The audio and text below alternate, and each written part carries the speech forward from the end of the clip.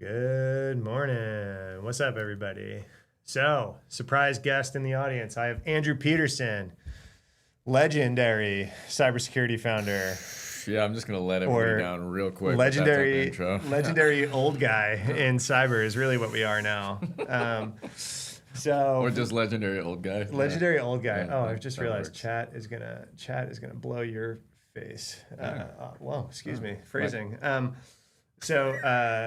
So Andrew, for those of you who don't know Andrew, some of you might, Andrew was the founder and CEO of Signal Sciences, an appsec, kind of a legendary appsec company that Fastly acquired in 2020. Out of 2020.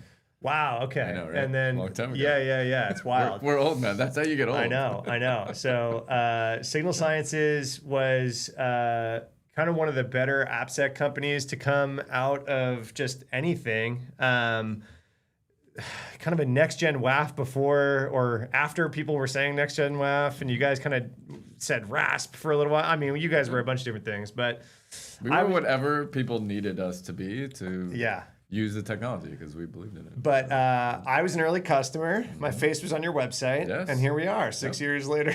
No, 10 years later. Shit, that was 2015 when I was a customer. Yep. And so I've known Andrew a long time. I'm an angel in Andrew's investment fund. How do you pronounce it? Aviso. Aviso. Like Spanish for advice. Okay. So that's your main thing nowadays. You're an investor. So that's what a lot of legendary startup founders do, right? They go and invest. But yeah. A lot of people do angel investing. We built an actual fund, so it's like an actual business. It's true. It's true. Like you don't just invest. You invest my money as well. Yes. So you are a professional investor. Totally. So Andrew has forgotten more about cyber than most people that I could invite in here know. But he was also the CEO, so he's like a business guy. So we like to talk about cyber as a business as well. So we were just bullshitting. We got coffee this morning, and I was like, "Hey man, why don't you come on camera for a little while?" You've upgraded. Usually when you came to Austin, you would crash in my guest bedroom. Now you can afford a hotel room, which is cool. Life changes. It's good. But again, cyber old guys. I prefer the couch still. In some ways. True. That's true. You get to hang out more, so you get the homies. Yeah. You get the homies. We were hanging out at 8 this morning, but it would have been 7. We had a very, very nice. The weather in Austin is about perfect. We get about 7 perfect days a year. So thanks for bringing the perfect day, Aaron. We appreciate you. So, I mean, I don't know. We can hang out. We can actually talk to Andrew. You guys can ask Andrew questions. I see Francisco, Colin, TechStud, Mohammed. Some of the regulars are here. Francisco, who's talking right now, went through a really cool AI boot camp here in Austin. Have you heard of these things? So there's just one in Austin called Gauntlet that it's free for you as the student to come. So they get 9,000 applicants. Then they pick 90 people to come to it. It's 10 weeks. The first 3 weeks are remote, and you can fail out. They can kick you out at any time. Then on week 7, they move you to Austin. They have an apartment for you, free. They do your laundry. They feed you. And then they just are putting you through the gauntlet, literally, to become an AI pilled engineer. And they just boot camp. Francisco was saying about 100 hours a week in the office for these 7 weeks here in Austin, and at the end they guarantee you a $250,000 salary at least. So the people who pay for it are the placement companies. Yeah, I was gonna say, what's the business model on that? So they have hiring partners. So instead of recruiting, what does a recruiting firm get paid? 10% of the starting salary. Yeah. So instead they pay them $50,000 instead of $30,000 or whatever, right? Yeah. Because they train them, vet them. So this company will be I need 5 AI engineers. Here's $250K. Give me 5 AI engineers in 10 weeks. And that's this place. Their customer is not you, so they'll kick you out if you don't. Whatever, you're getting sent home. Yep. Because their customer is the company. So Francisco in chat has gone through that, and he's on the other side of it now. Congratulations, right? Francisco. That's cool. And we were gonna. The reason I wanted to bring that up is because we were gonna talk a little bit about Mythos and AppSec and stuff for sure. Because I don't think it's public till tomorrow, but I've been back channeling with a lot of these people that have got early access to Mythos. Have you? Have you been talking to anyone who's gotten access to it? I have some, but more of just actually trying to go deeper on what it actually is doing and like what is unique about it. Yeah. Nick has been doing a bunch of. So for those of you who don't know, Nick Galbraith was one of the 3 co-founders of Signal Sciences with Andrew, and Nick was the tech brain, right? It was like, well, Zane was also super techie, and you're no slouch, but Nick is a developer. He's an engineer, right? Yeah. And he was writing C code for you guys back then, right? Like for Signal Science and Golang and stuff. So he's writing like really low level stuff. And so Nick's one of the better engineers I've ever met for sure. He's like super smart on this stuff.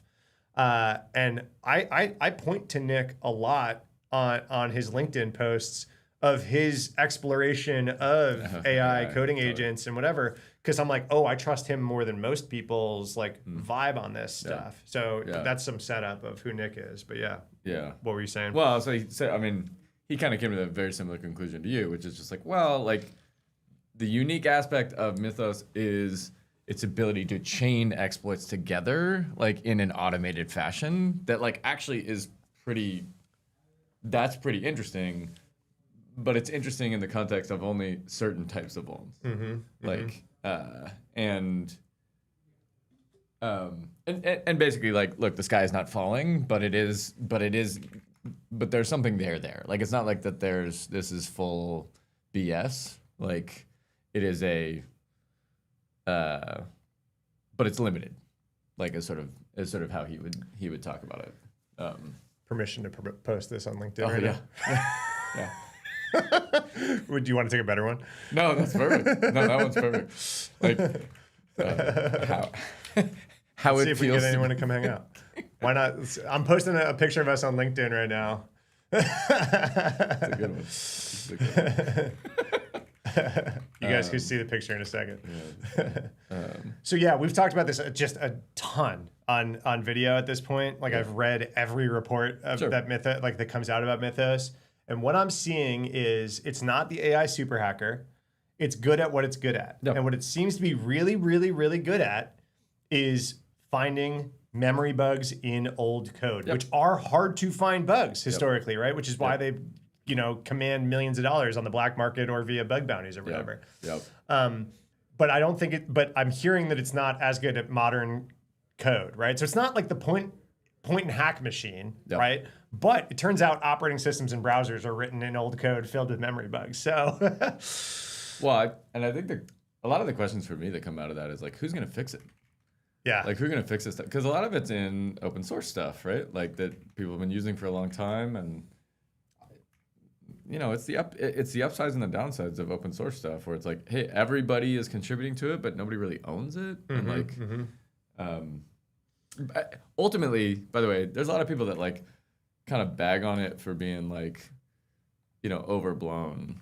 But ultimately, this is a great thing for the industry. If we can find, these are not unlimited. There's not unlimited bugs. No. Okay. There are a lot of them, and they exist right now. And the biggest issue, I think, and you've talked about this, Jeremiah talks about this all the time, is that it's not so much that we're not finding them. We find all sorts of bugs. They're not getting fixed. And so the amount of conversations I've had with lay people that are not cyber people that asked me about this in the last month, way higher than almost any other thing. Right? And I love it. Because what it's doing is that it's bringing so much more awareness to this that I think it's going to put pressure on companies to actually have to fix these vulns, so that they don't get caught up in the wave of, hey, everyone was talking about this. You knew this was a vuln in your system and you didn't fix it. What's up? This isn't some nation state person coming after you. Oh, wait. Guys, we forgot to show Andrew our new trick. Mythos! I've got a Mythos soundbar. So anytime anyone's the sophisticated hacker or this, that, and the other thing, and it's just a fucking social engineering attack, right? People are Vercel got hacked in the same week as Lovable. The normies are freaking out, right? They're is this because of Mythos? And I'm no, it's because someone downloaded Roblox malware, which has been happening for fucking ever. It's not the AI super hacker escaped the lab, right? Sure. What's your Twitter handle, dude? I don't even know. I'm not on. You're not on Twitter anymore. No. Good for you. I did. Avoid fascism. I like it. There you go. By the way, it's called X now, sir? It's over my dead body. It's called X now. All right. Well, LinkedIn and Twitter now have been alerted to your presence. We'll see if we drum up any friends. Oh, goodness. No, but I feel like cyber has sort of always been in this position of like, we know that there's a ton of existing vulns that exist in everybody's system at all times. And this is it's way less a problem of can we find them? We're finding all sorts of them. It's who will have the motivation to fix these things. And if the motivation doesn't come intrinsically from the culture or the values of an engineering team, maybe this is the way that they get someone more motivation, because it's just getting more visibility from, certainly from the board. People talk about this a lot. Like, oh, does the board care about this stuff? Like, is it coming down like top down? Like, sure, maybe, but it might just be like, hey, your mom asked you about this stuff, like to the engineer. It might be like your wife asked you about this, your husband asked you about this. Like, what's gonna motivate people to actually go and fix these things? Like, can't hurt. Like the stuff that we're seeing right now, it can't hurt. So. Yeah, so I've been back channeling with some people who got the early access, right? And it is finding new bugs for sure, right? It's not finding earth-shattering amounts of new bugs though. Like so, like we've seen the graph. Like Mozilla puts the graph of like how many bugs they found as soon as they turned on Mythos, right? And I think browsers are going to be specifically like tuned to what Mythos is good at, like we said, right? Sure. Memory bugs in that type of code, which is like seems to be what Mythos is good at. But I talked to some big hardware companies. Let's go with that, right? It's not public yet. It's going to be public this week. Their wave of patches is coming out right now, right? So we're talking 3 crits. Yeah.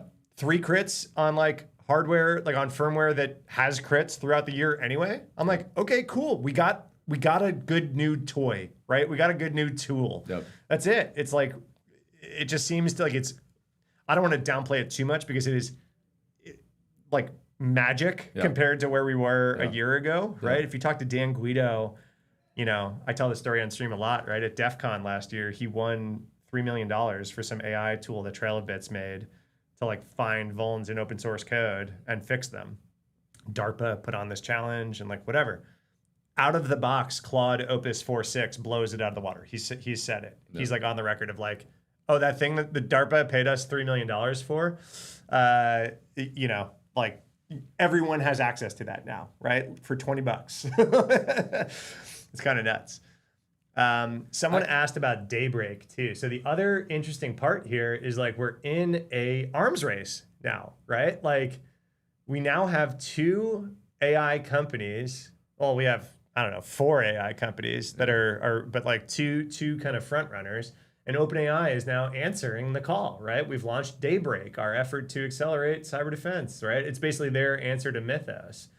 I haven't even really read this because I thought that they already were like, oh, GPT-5 cyber or whatever, right? Yeah, what's up, Beacon? I saw your chat. I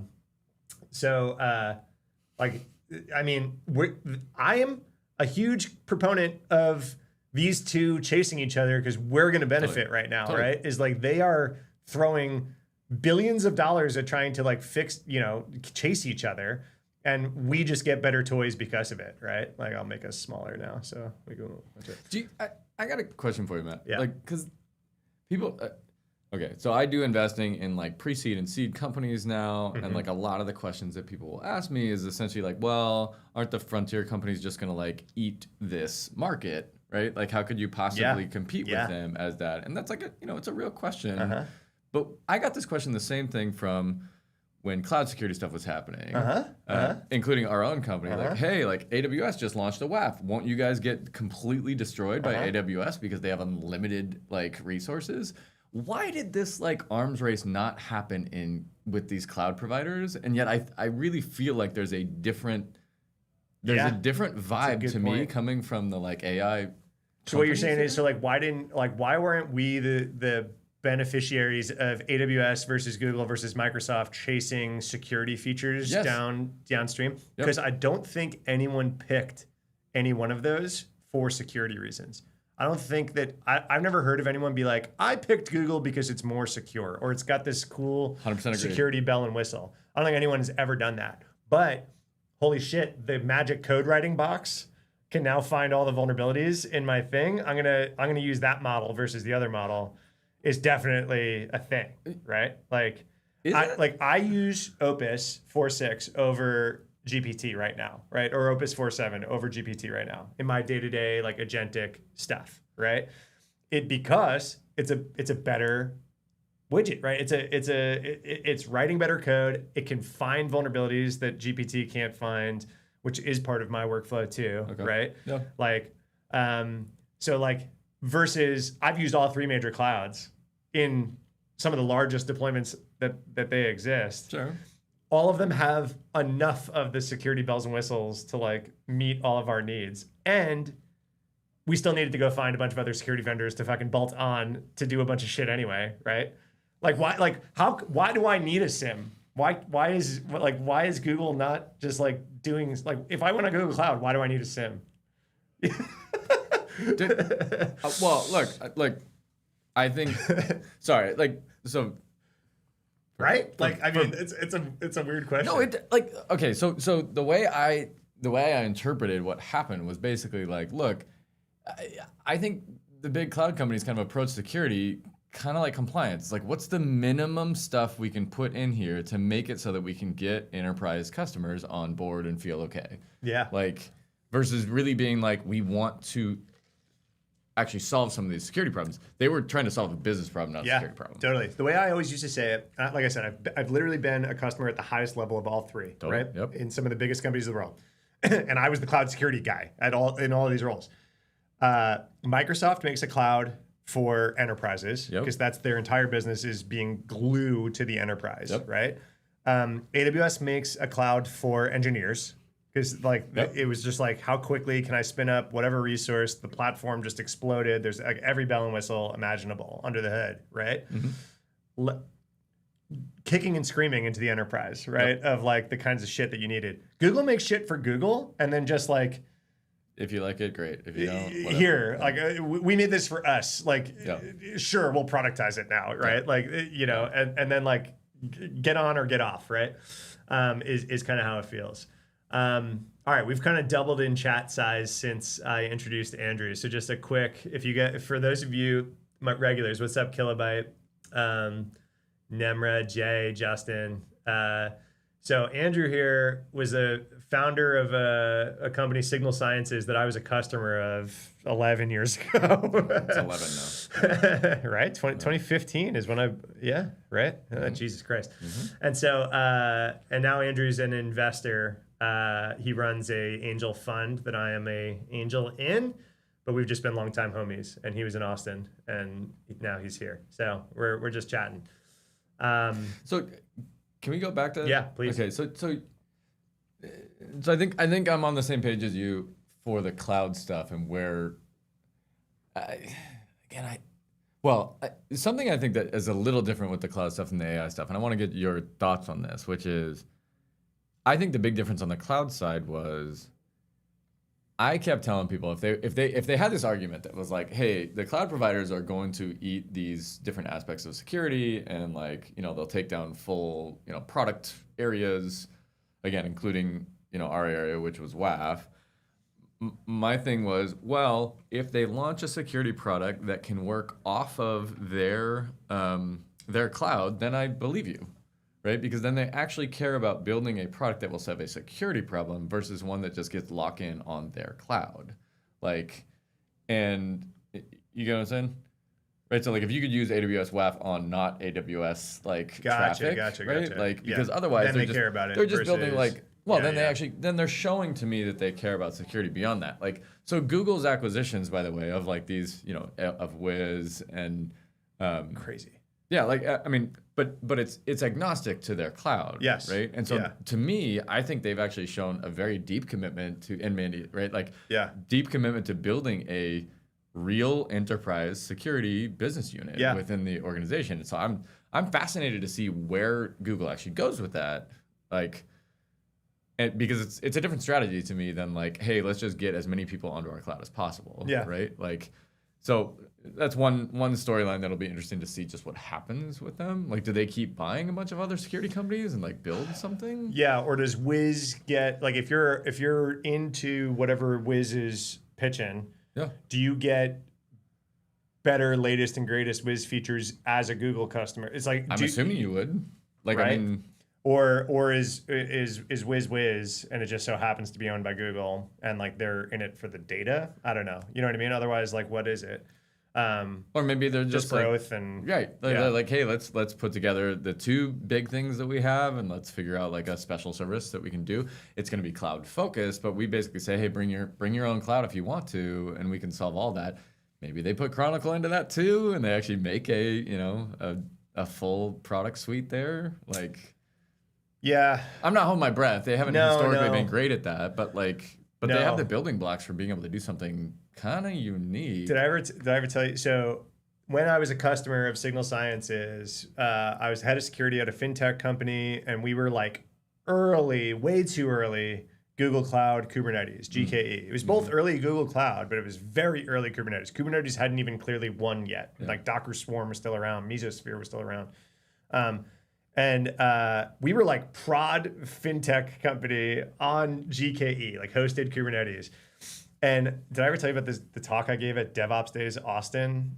Wicket, who you're going to see later today, was the organizer. And I talked about, it's like, you can still find it on YouTube, Kubernetes security talk. That was it. It was just like, no one was talking. It was me, and do you know the other person that was doing Kubernetes security? It was Jimmy. Me and Jimmy were the two security people on the planet using Kubernetes, okay? So we would literally call each other like and do therapy sessions. It was before he worked for you. Yeah.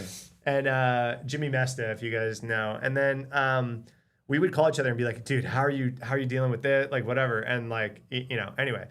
Turns out the answer was like pull a bunch of shit out of Kubernetes to do security stuff and then like run whatever you could in there and then like whatever. Anyway, long story. But I gave this talk because basically the setup to the talk at the time, this is not true anymore, was if you follow the Kubernetes docs, you end up with Swiss cheese. Like you end up with a very, very bad security posture infrastructure if you followed the letter of the docs, right? So you had to so when I showed up to this job, of course they followed the docs, so I was like, what the fuck? I was trying to do like poor man Signal Sciences before I bought you guys and just like set up, well, what are people doing on our, like, what are bad guys doing on our website kind of stuff? Answer some basic questions. All the IP addresses were 10.IP address. Like Kubernetes like malformed the traffic and like lost the X-forwarded header and like whatever. Anyway, so we were using a lot of the Google Cloud Platform stuff because we were like all in on Google when I got there, right? Yep. And so I stood on stage and I said, yeah, so right now Google Cloud Logging, which is like turned into Chronicle, like Chronicle is like part of it and all this kind of stuff now. They didn't acquire Simplify or whatever like at the time, right? So I stood on stage and I said, Google Cloud Logging is basically the UDP of logging. Sometimes the logs get there, sometimes they get there tomorrow, but just like, hey, you can't build a SIM off of Google Cloud Logging. Like it's inconsistent. You never know when this shit is showing up, right? Yep. So I was like, here's what we did. We built an elk stack and like we did this stuff and like I was working with Ryan Hubert's Slack and he built something similar and blah, blah, blah, blah. And then I wound up just using Signal Sciences because I didn't want to manage my own elk stack and all this other shit, right? And so I say all that to say, like, that was 2015. Fast forward to 2024. I'm at Reddit, giant Google Cloud customer, by the way, probably one of the bigger Kubernetes clusters on the planet. We looked at all that Chronicle stuff or whatever. Still wasn't enterprise ready, man. We were like, hey, this feels like it's in beta, and I hadn't touched it in 8 years or whatever, right? So this just kind of solidifies like what we're talking about of like, hey, are they building for you, like the enterprise or like whatever? So no, we tried because they were giving us some sweetheart deal because we were some giant customer, and we were like, ah, shit, unfortunately. There's actually a blog post. I've pulled it up on stream before. Reddit like went through 4 SIMs in a year. we like did that because we tried it. Then we were like, fuck it. Oh no, we had Elk when I got there, but we basically had 2 talented threat hunters being sysadmins of Elk. Tried Simplify. We're like, fuck it, we'll go buy Splunk because that's the easy button, just a bunch of money, but easy button. And then like Reddit has a giant data engineering team. And they were like, why the fuck are you guys rolling your own SIM over there in security? And so we were like, okay, sorry, and so kind of like unwound that. And we like did something with them with BigQuery. And there's a good blog post that talks about this whole journey of like, man, we wound up rolling our own SIM, like write it ourselves. But this is, I mean, I am very hopeful about the work then and the resources that are going behind. I agree. Building, the Mythos and whatever other tools come out around this. Yeah. Like what the industry wants these people to get into an arms race. Yeah. Because we win. Yeah. And like consumers win. So and like so one of the questions that we posed before we got on stream was like, hey, is AI eating AppSec, right? It's like a hot topic right now. I know I have deep roots in AppSec and like a lot of opinions. I know you have deep roots in AppSec and are currently invested in a lot of these companies that are having this conversation. Yep. What are they saying? Like you're sitting in these boardrooms of a company that is staring down the barrel of OpenAI basically coming out and saying, right, OpenAI, I mean, obviously Mythos is the elephant in the room, but like literally OpenAI, one of the biggest, fastest growing SaaS companies in the planet, currently launched a request a vulnerability scan button. Like all of a sudden they're playing in our space, right? What are you hearing? Like, are they worried? Is there another part of the story, right? Like what we said like earlier, AWS is a WAF. Why the fuck would Signal Sciences exist? Yep. Is it a parallel to that? What are you hearing? I don't think that there's conclusions yet. First of all, like, we don't know. And even with this stuff coming out, like I'm glad it's coming out. But by the way, like Cloud had the same thing. Like there was a moment where like, yeah, AWS launched their WAF. Then Azure had something that they launched, and then Google had a WAF also that they launched. Like they kept having these things, and I think everybody was worried about that. Like, oh well, this is going to be this thing that again, these people have unlimited resources, and they're going to throw it all at cyber, and it's going to. So I don't know, right? Like I don't know if that's what's going to happen with these frontier companies. And okay, so your original question is like, are these other startups actually worried about this? I think there's 2 ways to look at this. One is, like these companies are going to come in, they're going to put a ton of resources behind solving these problems, and their time frame is the question mark of like when will they solve AppSec? It's kind of worrying in general. Like the resources is kind of one of the worrying things, right? I mean, these are 90 historical money burn companies, right? Like. Well, I saw some stat the other day that 90% of all money going to venture capital is going into like 4 companies in the last like 3 years, which is this doesn't. And there's more money going into venture capital than it ever has in the past. Like you can speculate on that all you want, but the point is like there's a lot of money going into these companies, and so the question is, what are they going to do with it? Yeah. Like and what I think, we saw PromptFu get acquired, right? And like I like that founder. That, by the way, that is something that maybe it's a slight wish or a slight hope. Like you could ask, sort of think about it either way, but. You didn't see the Microsofts, Googles, and the Amazons of the world really do much acquisition. And Amazon doesn't do it at all because, they're like God's gift to engineering, right? Fine. Yeah, and they can build it all themselves. Yeah. But I think this might be something that these frontier companies actually learn from what I would call the failures of those other companies of not really building real like groups, which is they need to acquire in talent and they need to acquire in good tech to go with and help speed up their own arms race development against each other. Is that like a post-IPO thing? Like if these things are these legendary IPO, like do you think there's like a business reason why we haven't seen a bunch of gobbling? They have tons of capital. Right. There's tons of startups that speak and would level them up instantly, even as acqui-hires, right? Yep. Like we're invested in some, right? That are like, oh shit, if you want to really level up your legitimacy in the AppSec and AI-powered AppSec space, you could probably throw a few $1 million at a small company right now and do it, right? So why have they not done it? Is that Yeah, like is there? Do you think there's a business reason that we haven't seen more of that right now? Are they trying to build it themselves first, and they haven't hit the found all the dragons yet? Probably. Yeah. Okay. I mean, what is every engineering team? I mean, how many engineering teams did I run into that are like really strong security engineering teams being like, well, we'll just build a WAF. I mean, so many companies I knew would do that, and they'd try it, and then they'd be like, well, this is really. What was that free? What was that free one? Everyone, MD. There was an open source project of rules that everyone was like, oh, we'll just use that. No, it still exists. I mean, it still exists, but it's. I can't, man. Used to be like a tip top of my well, I mean, like brain thing. I haven't talked about a WAF in forever. It's two WAF guys, old WAF guys talking about WAFs. I know. I'm trying to forget some of this because it's. But no, I guess my point is that like I think they're probably going through that motion right now, which is being like, oh, we can build it. Like, we're smart. We can do this because they think it's an engineering problem. But it's as much an engineering problem as it is really understanding what attackers are doing. And because it's not an engineering problem. Like, it's a human thing. There's human adversaries on the other side. And then it's a process thing and it's a culture. I mean, appsec is a really hard thing to solve. Yeah. Because it's not just a technical thing. Yeah. Like, and so I think, the prompt food acquisition to me is actually, it's a hope-driven thing for me, which is like, hey, they might be getting to the point of understanding we need to get real experienced, like, and build an experienced group of people here who can really help to drive what the strategy is. So if you guys aren't familiar with Prompt Food, they were an AI red teaming tool. They had an open source component, right? And then kind of an enterprise component. But AI red teaming, not in the sense of use this AI tool to go find other vulnerabilities. It was like, run this tool against your deployment of some AI thing that you integrated. So like, okay, you integrated some AI agent into your customer support chat on your website. Prompt Foo would like try to get that customer support agent to like dump the database or whatever, right? Like into the chat.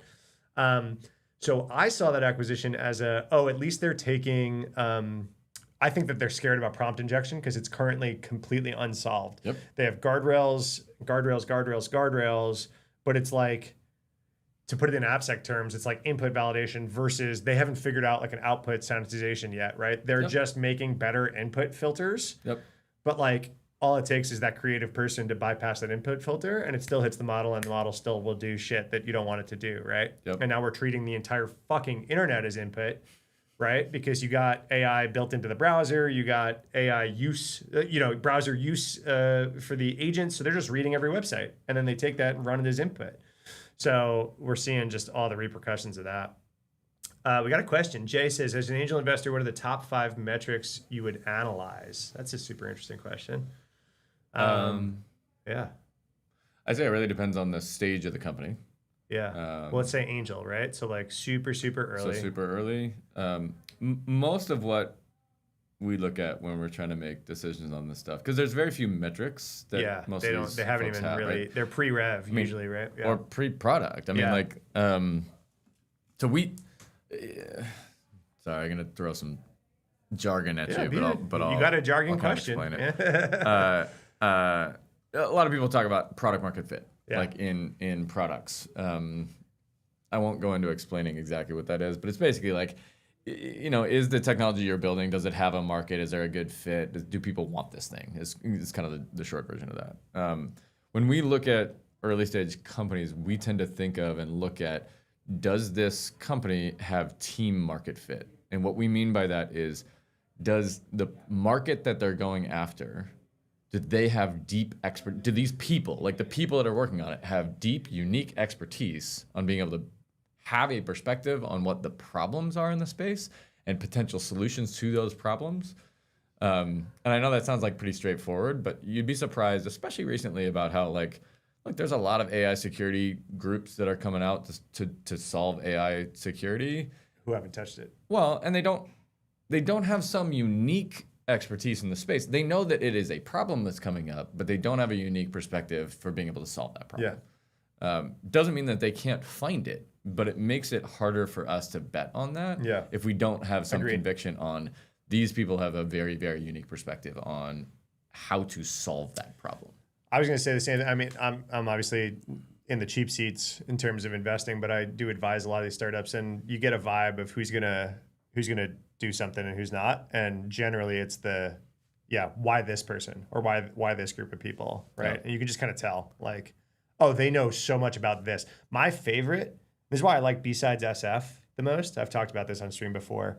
Like, as a conference, B-Sides SF is so fun, and the sponsor area is so fun because almost all of the booths are practitioner founders. Yeah. That's my favorite. Yeah. It's like, oh, I solved this problem at Cloudflare, and now I'm off doing it on my own. And I so solved obsessed with yes, it that I was like, I'm literally gonna leave my cushy job, like where I can, and I'm gonna go do this thing because I'm obsessed with solving the problem. Yeah, I love that. Yeah, too. I did this thing, and it was so cool, and it worked so well here.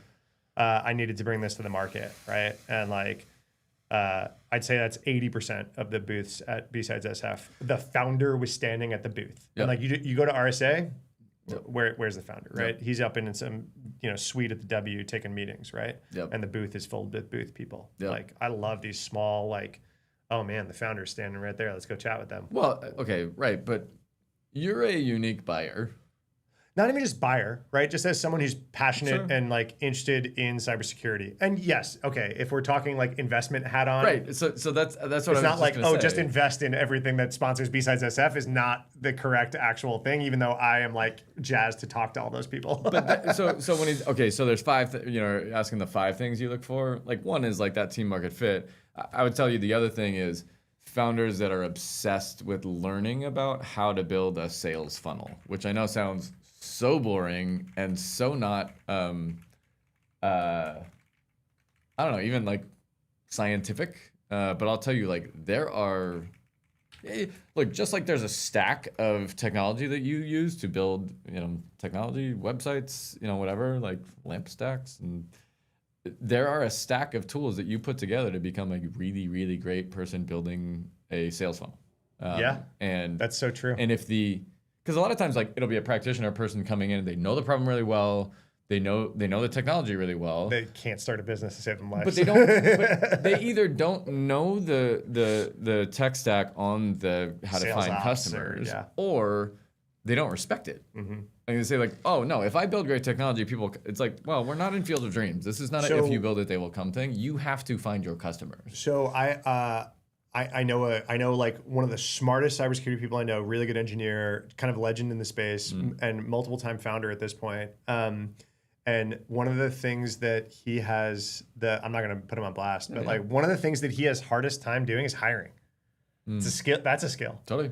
Finding the right team beyond your little core pocket of like experts, right? It's like, for some reason, I've watched this guy struggle over and over and over again to put the right leadership in place around him. Sure. And so like he's burning out because all roads still lead to him, right? He's still writing code because he can't get the right engineering leadership in that he can just like fully trust. He's like built and dissolved a sales team 3 times, right? It's just like, that's a skill, and it's hard to clock that, right? As an investor. Exactly. So again, like, you're trying to, let's get back to this core question, which is like, what do you look at when you're looking at an early stage company? You want to have these building blocks pieces, which is like, hey, this product has the ability to do really well because these people have a very unique perspective on it. And then are they interested in building a go-to-market, go-to-market is the term for like sales engine, right? Yeah. Like, are they interested in building that? Even if they don't have the skills, that's fine. They could, if they're interested in it, they can build it. Like, because I believe smart people can build these things. And then the third is like, are they good at it? Like, do they actually have the skills to be able to do these things? And those are probably kind of the core. It's a good answer. This is a really good question. So Beacon asked, are the current advances enough for you to stop even entertaining investing in new appsec startups? No, I think it's the opposite.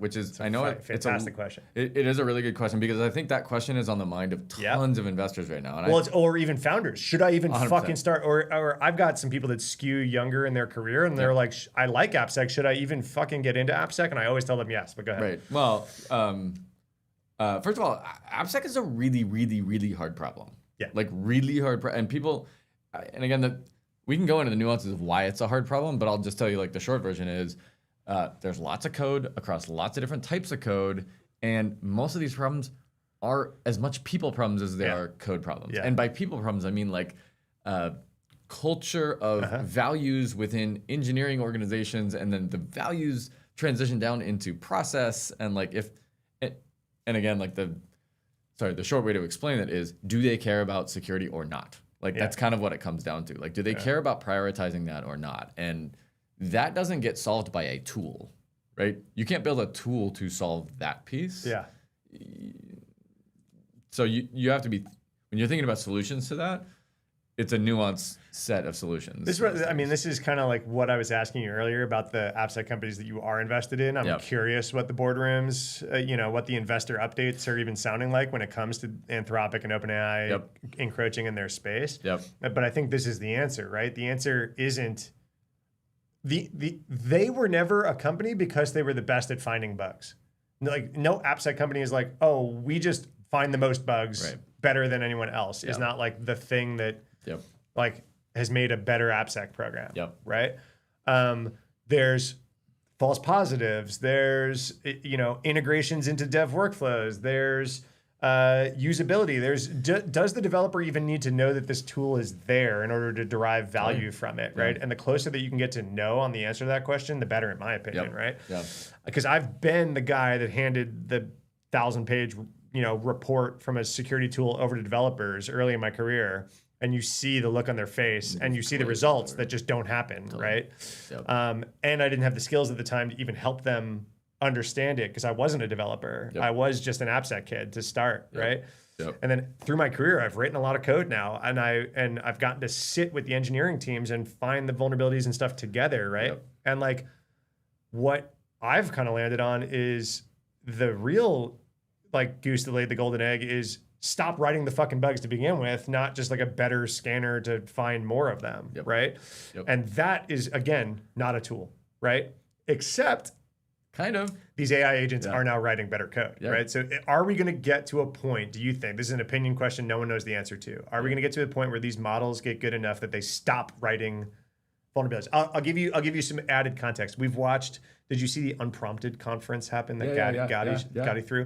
So we've watched a bunch of the Unprompted talks live on stream. Heather, CISO of Google, and what's the other guy's name?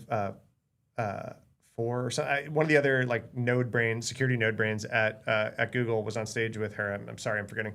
And Heather started her talk at Unprompted with Google's stated goal, like publicly at Unprompted, is to end all software vulnerabilities. Like they are like, we are at the top of the hill looking down at the end of all software vulnerabilities. What's your take on that? So we used it. I'll digress for 1 second. I'll get back to that, right? And so like the digression is, we were selling WAF, which is like, look, we protect against vulns that are in your code. Listen, we all made a career off of cross-site scripting. We get it. Sure. Well, I know. Just for everybody that is out there that may not get it, it's a layer to protect against underlying code vulnerabilities, right? And we'd go in and we'd talk to, we go and do our pitch, right? And then people would be like, okay, vendor, come in and do your dog and pony thing. And we'd do it. And I'd say about 10% of companies we'd talk to, especially engineering leaders, would be in the room because it's really about code. And they'd say like, oh, well, we don't have any vulns. We're good. And some of the bigger companies that you mentioned, like, we're like, no, we close all those. They said at the beginning, they said, we write perfect code. I've never heard that in a pitch. That's good. And we were like, well, we can stop early then. We're good. I mean, you guys have, we found it. We found the Holy Grail. It's here. We did it. We did it. So Mythos. So we write perfect code now. And so like my response would always be like, oh, great. Like you literally have no bugs in the code that your engineers write. Like we've never found that before. But like a little ironic that Google would say, hey, that's our goal, because I think there was at least certain pockets within Google that would say, well, we write perfect code already. Why would we need to solve this? Like just hire Google engineers and you'll be able to have perfect code that you write. It's not everybody, right? Like it's a little generalization, but like, so, okay, core question is, can we do that? Like, can AI write bugless code? You know this better than again, Matt here has been in this way longer than I have. I come at it more from the business perspective, so admittedly not technical, but like, well, or not as technical, but a lot of the vulns in code are actually about like business logic stuff. And like that stuff is unique to the company, unique to the business, and I don't know that code like these AI code generation tools are going to be able to stop stuff like that. Now, maybe eventually. So I think the question is more of like, what's the time horizon for most of this? So, go ahead. Sorry. But one more piece here. Like, that's not where these tools, the Daybreak tools and the Mythos tools are focused on right now. They're focused on finding vulns, but the code that's being generated by their underlying code generation tools are creating vulns in the code that they're generating. So they're like finding their own vulns with their own tools. Yep. Theoretically, though, that it gets better. Their models will generate less vulns than humans would, right? I agree. Theoretically. But also theoretically, like if they're in a loop and like why can't I highlight this? I like to highlight when I talk. Theoretically, what? There we go. It's like the image is like down here or something. I can only like this is not seen as text. That's so weird. So I'm pointing to built-in defendant. So theoretically, they're in a loop and they're building it and then finding their own mistake and then going back before it ever reaches prod or anything like that, right? So So I was of the camp that I thought that the models were going to start to plateau in capability, right? Like if you asked me this past summer, right? And we were at Sonnet 3.5 and GPT 4 or whatever, right? Whatever we were at the time in terms of the frontier models. I was of the camp that like, I think the models are like, we're approaching where the curve is going to start bending in terms of the exponential of how good these models got at code, right? And I just was like, they're going to keep getting better, but I think they're going to the curve is not still a hockey stick, right? Was my thought. And so my bets were on scaffolding, and now we're calling things harnesses, is a word we're saying a lot, right? And like context management. It was like, this is where all the AI startups started popping up and doing, right? Like all the AI red team startups and AI SOC startups, they're not training their own models. They're using the frontier models or even open source models or whatever, but they've got this like context management and agent creation and harnesses that they're building around it to give the model the right information at the right time to like increase the likelihood that the model will spit out something valuable, right? Was like their whole value prop. And I thought that was the direction that we were going to keep going. We're going to keep getting better scaffolding, better context management. The models will improve. I figured if anything, they would get more efficient. I figured we would get the Chinese local model that we can run on our computer would reach the capability of the current frontier models that need the data centers or whatever. Is the direction that I thought we were going to go. And then fucking Anthropic proved to everyone that we're still on this hockey stick, right? Opus 4.5, 4.6, 4.7 are just insane, right? And I'm like, oh shit, never mind. Like the models are still getting way better. So now I'm changing my tune. I think the scaffolding is still the magic. I think even with Mythos, when Mozilla writes their blog posts, even with Mythos, they're doing all sorts of crazy harness shit to get Mythos to find Firefox bugs. It's not just like Mythos, find Firefox bugs, make no mistakes, right? Like, no, there's like a process that they run the model through the code with specific prompts and in specific ways or whatever, right? So to answer like the does it eat appsec question is, the reason I said what's your opinion and because no one knows is because I think that we just saw that we're still on the hockey stick when we thought we were plateauing. So I think there is absolutely a world that the frontier models get that much better that they stop producing specifically like the kinds of vulnerabilities we're talking about. That's one point. The second point is not all security problems are code vulnerabilities, right? Like you can misuse code, you can do all sorts of stuff that like has nothing to do with like, oh, this code mishandled memory or whatever the fuck it is, right? Or didn't sanitize input or whatever, right? So we might see huge swaths of vulnerabilities disappear, but it doesn't mean that like you can't hack a website anymore, right? Like, or new code being created. That's true, and that we have an internet's worth of code that like we're never gonna fucking 40 years. Yeah. Be able to run through all this stuff. It's like, oh, we're lifting and shifting to the cloud. You know, it's still only like 35% of workloads. Yeah. You know, when I worked at the big mean, banks, they still had digital transformation teams. Yeah, digital. They still do. Digital. Sure. Digital. We're still digitizing. Yeah. We're still getting on the computers. Mainframe. They sold more mainframes than ever last year, by the way. Totally. They're breaking records on mainframe sales right now. Like, what the fuck is going on? So there's still all that. That's a good point. I think point number 3 I want to bring up on this topic is Mythos. I don't know about Daybreak because they haven't talked about it too much. This just came out yesterday. OpenAI's like answer to it. But as far as Mythos and Anthropic and even Opus 4.6, they did not train these models to be good at cybersecurity. They did not try to put out a new frontier model that was good at cybersecurity. They just kept making a better engineering model. Right. They just kept training it on more and more and more code. Yep. And as a byproduct, it got really good at finding bad code, which includes security flaw code, right? Yep. So I think that's like a super interesting point. I don't really know what that means. Like, I think it could mean a few things. One, we're just going to keep getting better at engineering. So will the vulns go down? Sure. I think there's another possibility of if these frontier companies see cybersecurity as such a value add, do they train a cybersecurity model from like, we're going to try to throw how many billions of dollars that it takes to train a model at one that's like good at cyber? I don't know. That'd be kind of crazy, but well, look, the pressure that these companies are going to get, and they're already getting it right now, is revenue generation, right? And like, I think, you know, they've come out and they've talked about cybersecurity over the last, let's call it year, as like a priority for them. And I think part of the reason why is, you know, it's a natural adjacency to the core products that they're building right now that are getting usage from companies that are generating a bunch of revenue, right? But the other part is that like cyber is a really big business now, and they can make a lot of money on it. And so the question is like, is that going to be a driver for them to actually build something?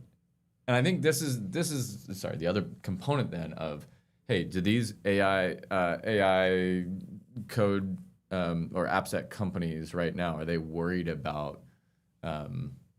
And is this a conversation? It's 100% a conversation. We're talking about this all the time about the competitive, you know, dynamics of it. But right now, when you talk to a CISO, they're not like, oh, for my appsec program, I'm going to OpenAI and they're going to solve my appsec End of program, discussion, right? Yeah. They're not doing that. Yeah. So I think at the very least, what this is doing actually for all those appsec companies right now, it's raising massive awareness. Yeah, it's true.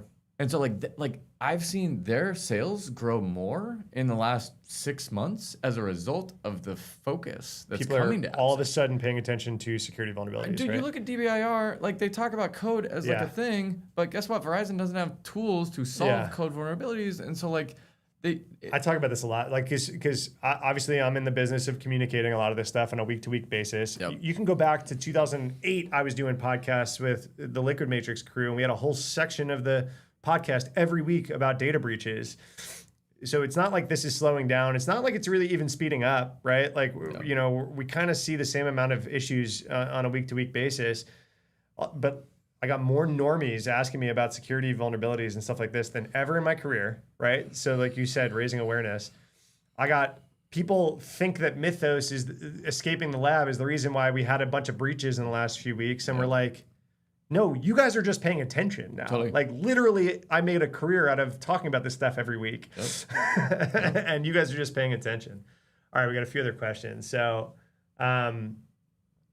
let's do an early career one. So is there any tips that you would give beginners just starting out with all of this, given all the AI stuff that we're talking about now? So fun fact about Mohammed, he listens to me while driving and delivering UPS packages, and he's trying to get into cyber. That's great. And he's like, I got 200 stops today. I'm not gonna be super active in chat, but I'm listening. He's got an AirPod in and he listens. So yeah, he's in Canada delivering packages. Yeah, what are you saying to beginners right now? I've got my answers here, obviously. I mean, we're in such early days right now that you're not that far behind.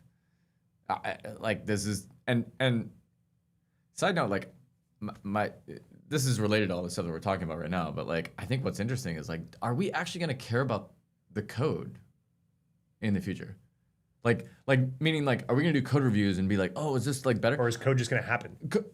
My view is code's gonna happen, and we're gonna put guardrails on. It has to be this performant. It has to be this secure. It has to be this thing, and we'll just have all these loops that basically test for that and say, hey, does this code pass our tests on thresholds of things that we care about? Great. Then I don't care what's underlying it. Yeah. So I guess the point is, on that side, if you're thinking about like actual AI coding jobs, I think your ability to learn how to manage an AI agent that's building code is way more important for the future of this stuff, rather than actually being able to review or build the code yourself.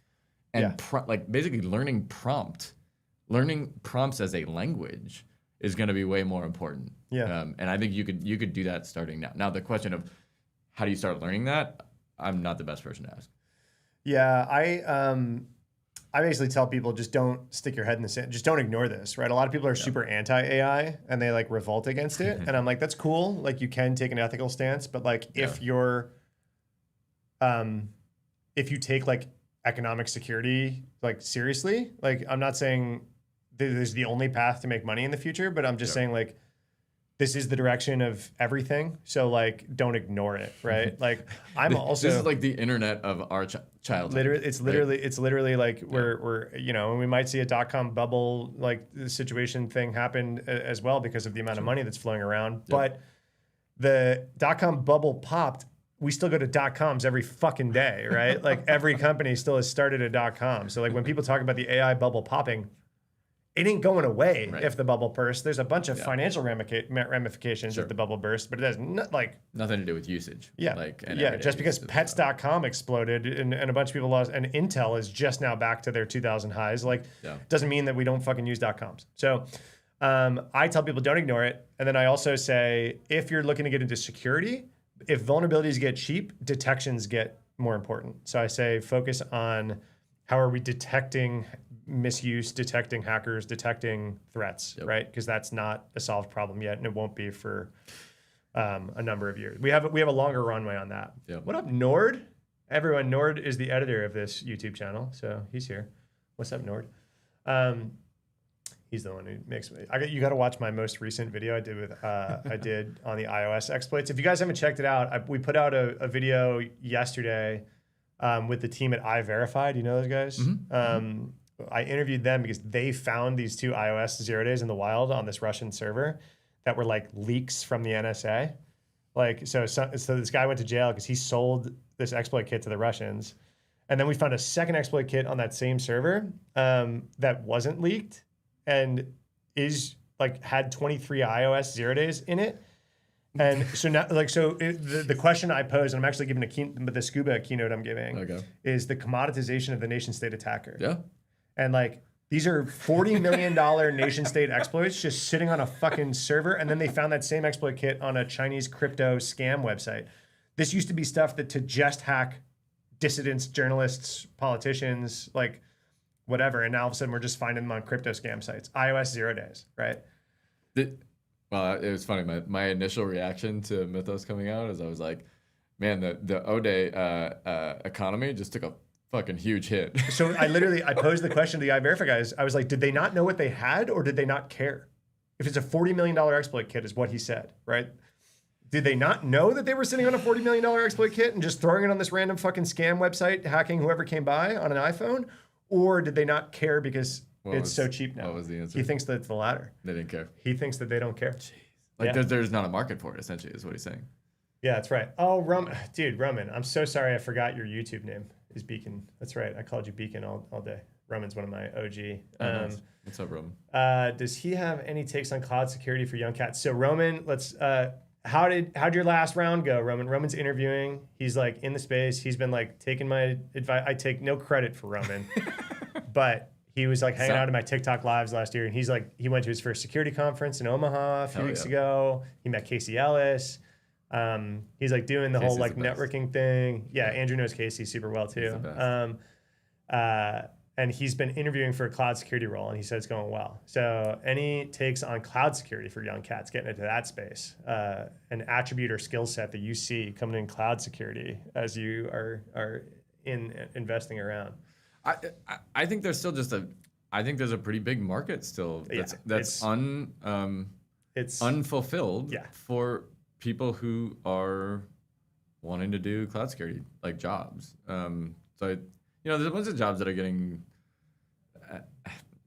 hacked away right now, but security has been so underserved for so long that we are far from that. Yeah, that's my perspective. So I've talked about this, Roman. You've heard my take on it, but just to say it for Andrew, like I was hiring for cloud security at Reddit. It took us 7 months to hire one person because it's such a hard skill set to find, and we set the bar that they needed to be able to code. So we had a code screen, which eliminates so many cybersecurity, cloud security people that just have like never written a line of code, right? And so I always tell tell everyone, especially in the age of AI, you got to know your way around like how to spit out some code. You got to know your way around GitHub. All these companies are running on GitHub. That's why I talk about the news about GitHub accounts getting hacked and why it's such a big deal is because all these companies run so much of their operations through GitHub. And if, totally, I've run entire security teams who have never touched GitHub, Yep. Sorry, what? Well, I was going to say, like, we used to joke about like, what's a full stack engineer anymore? Yeah. Like a full stack security person. Like, it actually isn't full stack, but there is a stack, and like you have to understand how these things interact because this is how a lot of these exploits are happening. So Colin says, luckily I know this person's real name now, but do you see their username? PP-poo-poo-69 is like how I used to refer to him. You sound like my 5-year-old. He was like, my name is Colin. I was like, okay, Colin, I'd rather say that. He said, what do you guys think about firms that do bespoke setups for companies who fully transition to open source, native models running on-prem rather than OpenAI? Is meeting all of their IT needs. I haven't seen that. I haven't seen anyone who's like, we're not touching a frontier model. We're only going open source. And like, here is how we're going to do it. Have you seen that? Like, no. Yeah. I think the frontier models are so far ahead of the open source models. You're really, really limiting your use cases if you go to on-prem models only. And one of the use cases that you're probably not using is code generation. I don't think any of the local models are up to snuff on code generation at this point. So I don't have like a ton of.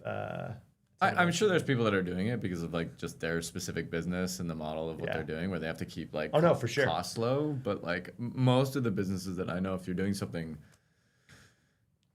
like they're willing to pay for the quality. There's also I know some security companies that can't do all the AI stuff because they have government contracts that say that they can't. You can't use these. You can't put our data to touch those tools. Yeah. Oh, that's fair. So that's an interesting use case too. I don't know. I am ready to drop way too much money as soon as there's a local model that can code the way that the current frontier model can. Yep. Opus 4.6, Codex 5.5, if I could get that on a piece of hardware, I would drop stupid money on it to just have that capability in perpetuity without touching the frontier model forever, right? Like, and is it just an efficiency problem?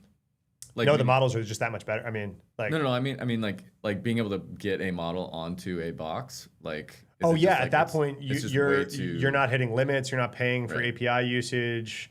Yeah. You're private, so you can then write agents that loop indefinitely until the problem is solved with zero accrued cost except for electricity, right? I mean, it's insane, right? So you just have a forever coding agent that you don't have to pay for the usage, right?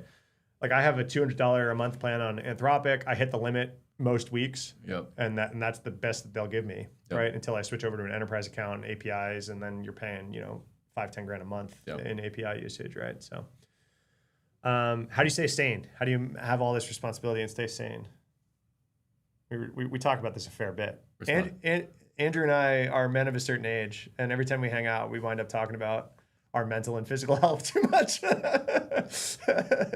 Because so what did I text you this week? So Andrew, back when Andrew was CEO of SigSci, I remember very specifically us having these conversations about some weeks, you literally laying on the floor, stressed out of your mind, right? Like, unsure what tomorrow holds as a startup founder. And I'm obviously a much smaller, I'm not selling to enterprises, I'm not VC backed, but I'm in the startup world right now. I eat what I kill. I don't have a I don't have a paycheck that doesn't involve me going to do stuff, right? And so Stream knows. I was a little stressy, depressy last week.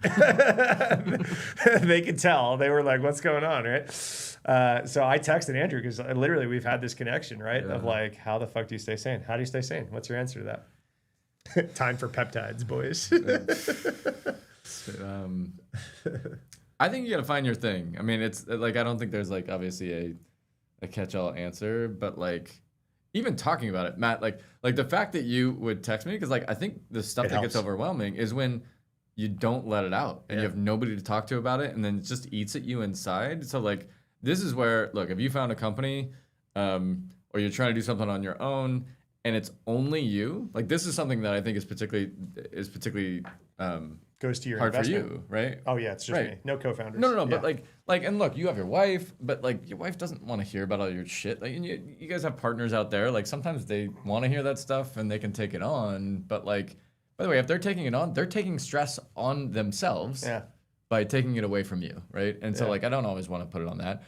I have a coach. I've had a coach for a long time. Essentially, a coach is similar to a therapist, and you pay them to take this stuff off of your plate, and you know they have tools to be able to put it on theirs. That certainly helps. That's like one of the tools I use.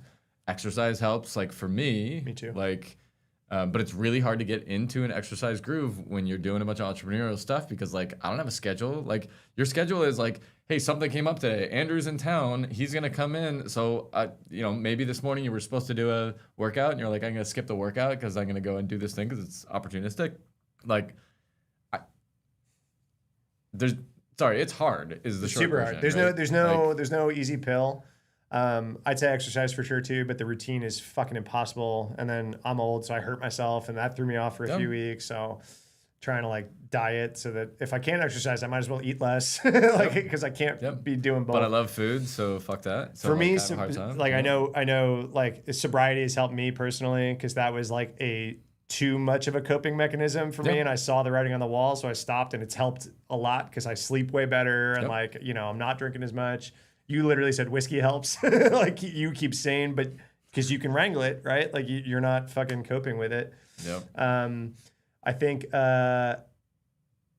outsourcing is the sum of the answer that like whatever you can get off your plate, get off your plate. Like for me, I'm literally like doing the math right now of like what a cleaning person that does my laundry would cost, because it's been like a thing that I'm like, fuck, I gotta like figure out how to like, you know what I mean? Like, you know, like my wife doesn't stay at home. My wife works. So it's not like, you know, I can like expect like my spouse to just take care of you that, got home right? and you're like, oh my God, the laundry's not done yet? Yeah, that would be a one-way ticket to not my house anymore. But like, you know, just like that's outsourcing, right? Like what can you get off your plate? Nord is sitting in chat. He's now editing my YouTube videos. That's like, Nord, you're part of the reason I stay sane, right? Because like I can just come on here and yap and YouTube videos happen, right? And like I don't have 4 more hours of work to do tonight, you know, to get a YouTube video out.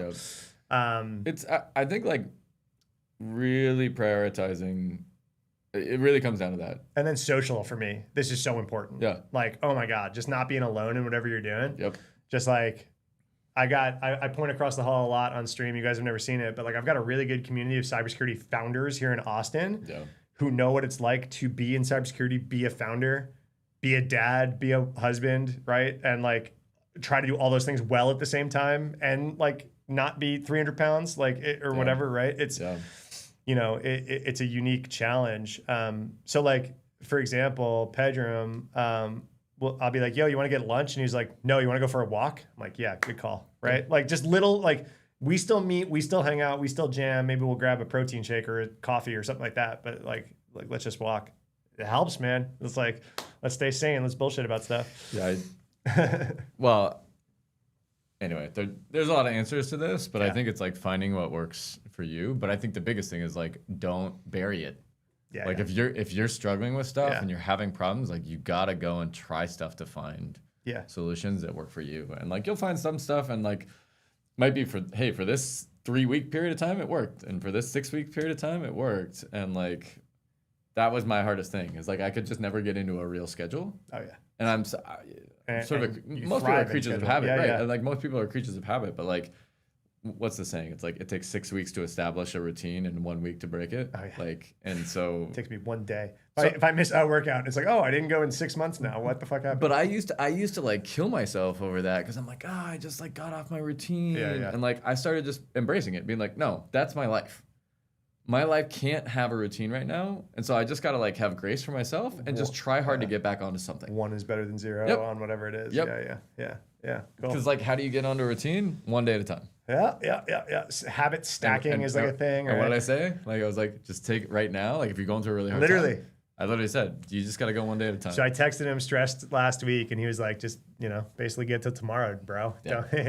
Quitting is the only true way to fail, right? Totally. And just keep fucking going. People like the iPhone vid. Yeah, go check it out. I think it's basically our version of like a Darknet Diaries episode, because like I interviewed them and like I narratively just talked about it and then cut in splices of the interview. So it's like a new style YouTube video for us. It was a very bad day. Yeah, literally. How do you acclimate to working on a team? Does it ever feel like a pressure cooker when everyone around you is really good at what they do? No, I fucking loved that. I loved being the dumbest person in the fucking room. If I started to think that I was maybe one of the smarter people in the room, I started looking for a new room. I don't know. Like, I don't know. I never felt the pressure cooker. I felt fucking energized by being around much smarter or more successful people than me. Like, I don't know. That motivates me. I'm like, sweet, great. What can I just like learn from you? So, like, how can I take advantage of this opportunity? I mean, this gets back into the other question of like, hey, tips for getting into a specific space. Go be around smart. Like you are who you surround yourself by. What do I say? Roman, OG in chat. I tell everyone to go move to a fucking city. Like, I'm like, hey, if you live in the middle of nowhere, you live in the burbs, no offense. Like, do you, whatever, different strokes, different folks. If you're trying to fucking do something, you like, and you're not attached, you don't have a family, whatever, like fucking get to a city where all these people are, or get to an online community that you can, whatever it is, right? You just got to get around these people. But this is your community point of like, how do you get through these hard times? Like you have to have people around you. They motivate. You see other people doing stuff and you're like, I can do it too. Yep. Like, and if you're in those communities, like you can do it too. So, what I would say on the pressure cooker piece, like I fully agree with, for my career, even now, like I love being in places where like I feel like I'm the dumb one in the room, because that's where you get the highest learning like percentage, is when you're around that. That's bedroom. I get a lot of it does create stress for me though. Like the pressure cooker thing, like you get it. but by the way, all pressure and all stress, it's not all bad. Like you use that to be able to up your game and learn. So I get where you're coming from though, because early in my career, I moved out to Silicon Valley, and if you want to feel imposter syndrome, go live in Silicon Valley for a little bit, right? Because like you'll meet people at like a bar who like was employee 10 at YouTube, right? And it's, or like, made a copy of the internet for NASA. Like I literally have these stories of people that like, you're like, what the fuck am I doing in this bar, right? Like, what am I doing, right? So I'm not saying I'm immune from imposter syndrome. I just don't think I took it as like a pressure cooker, like, oh, I better shape up or they're gonna think I'm an idiot and kick me out. It's like, you got in the room somehow, right? Either it's a free room and you're just chilling and you deserve to be there. You deserve to be in every room that you're in, otherwise you wouldn't fucking be there, okay? Period. And then like, but yeah, I mean, early in my career in the Valley, like we used to go hang out at Google's offices and like literally no one on my team could have passed the interview to get to work at Google. You know what I mean? Like they had such a, like they had like kind of a legendary high bar, right? Of like, how to get through that process, how to do whatever. And it, like literally my whole team could not have gone and worked there if we wanted to. That was my first job. You know that? I worked at Google. I didn't know that. Yeah. You went from Stanford to Google? Yeah, and like I walked in the door and I was like, oh my God, I don't know anything. That's I'm like literally the how you feel there. absolute dumbest person. That's literally how you feel there, yeah. Like, and what team did you work on? AdSense. Oh wow, cool. So you're to blame. Yeah, exactly. Yeah. You're welcome, America. Economy is on your backbone. But like, but then you just take it day by day and you learn as much as you can. And then, all of a sudden, guess what? You're like running with the bulls. Turns out all these people are just people too. Totally. You know what I mean? Yeah. Who like to go to a bar after work and get a pint and like. Well, look. Here's the other thing that I learned is that like I did not have the intellect nearly of a lot of these other people, but I learned like, hey, here's the thing I can use to be able to be successful, and that was like, I'm good with people. I can talk. Like I can use that as a means, and so you start. Anyway, it starts. You start learning what your superpowers are. You also start to realize what you don't fucking want in your career. Like I know that I looked at some of these people and I was like, well, if that's the ladder that they climb to get, like I don't want to be them. Yeah. Like they don't look happy, or they don't look like they're doing something that would make me happy, right? And it kind of was like, oh, okay, I don't want to be the best Java and C security guy on the planet. You know what I mean? Like, even though like I was trying to get really good at appsec and I was like really trying to like do a bunch of shit, and then I like saw the best and I was like, yeah, no, I don't really want to do that, right? Yep. You know, I more got that around founders, right? I saw founders and I was like, that's the kind of stress and like skills and stuff that I think I could like live through, and the juice would be worth the squeeze, right? Yep. Versus like finding the next greatest cross-site scripting bag, right? That's why like I kind of fell off offensive security eventually in my career and built teams and did a bunch of stuff like around that space. But I was like, I don't really get off on like being the best hacker anymore. But that's important that like you were aware of what you valued. Yeah, right? yeah.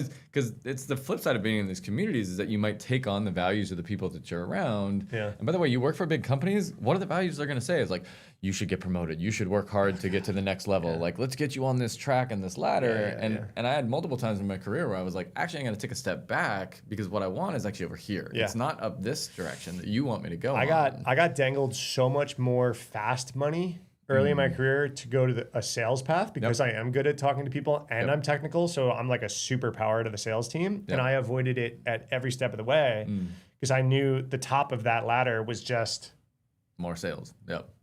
Like your top sales engineer you've ever met is still the top sales engineer you've ever met, right? Like unless they like go and start their own company or whatever, right? But just like the career ladder there was just very different. Not to say there's anything wrong with it. It's a very good life. It's cool. You can make a lot of money. But like it wasn't yours. It wasn't the ceiling I was pointing towards. Yeah. All right. How do you specialize and know? I just keep an eye on time. Just fucking walk out the door whenever you want. You could say bye whenever. Yeah. How do you specialize and know a ton of stuff, like Matt says, without losing relevancy or currency and information? How do you forecast? That is a hard question to answer. Is your question more about how you specialize and know a ton of stuff without losing relevancy? Colin, can you say a little bit more? I think you gain relevancy as you specialize. So I'm having a hard time piecing your question together. Then I got a bunch of chat people saying they're going to move into my backyard or move into my office. You felt that way about being a proctologist. Money's good, but you're staring into oblivion. Yeah, at the end of the day, you're still an asshole. I mean, this is like interesting, like philosophical, where's the industry going conversation. Kind of like bring us back to reality, like a little bit, like of, hey, things that Mythos and stuff, like the whole industry is still going to have these same problems. Like we know how to solve this problem that just keeps popping up. If you guys haven't seen the new NPM worm this week, right? It's like, this wasn't a vulnerability in code that Mythos could have found and stopped, right? This was like, people installing malware, OAuth tokens are easily stealable, and all sorts of stuff. So there's another NPM malware, if you guys haven't seen this. Millions and millions of weekly downloads in these packages that are currently dealing with this worm. I'm probably going to make a YouTube video about it after Andrew leaves, so we can get into it then. But just like, fuck, man. Like, there's this. Hold on. We're like, there's so much news. I like shared so much news this week. Did you see? Did you see the mayor who was the China agent? What? Thanks for subscribing. How about this? How's oh, whoops. What is this? Subscription. Welcome. That's my alert when someone subscribes. There's the old AOL sound. There's a mayor of this city in California was a Chinese spy.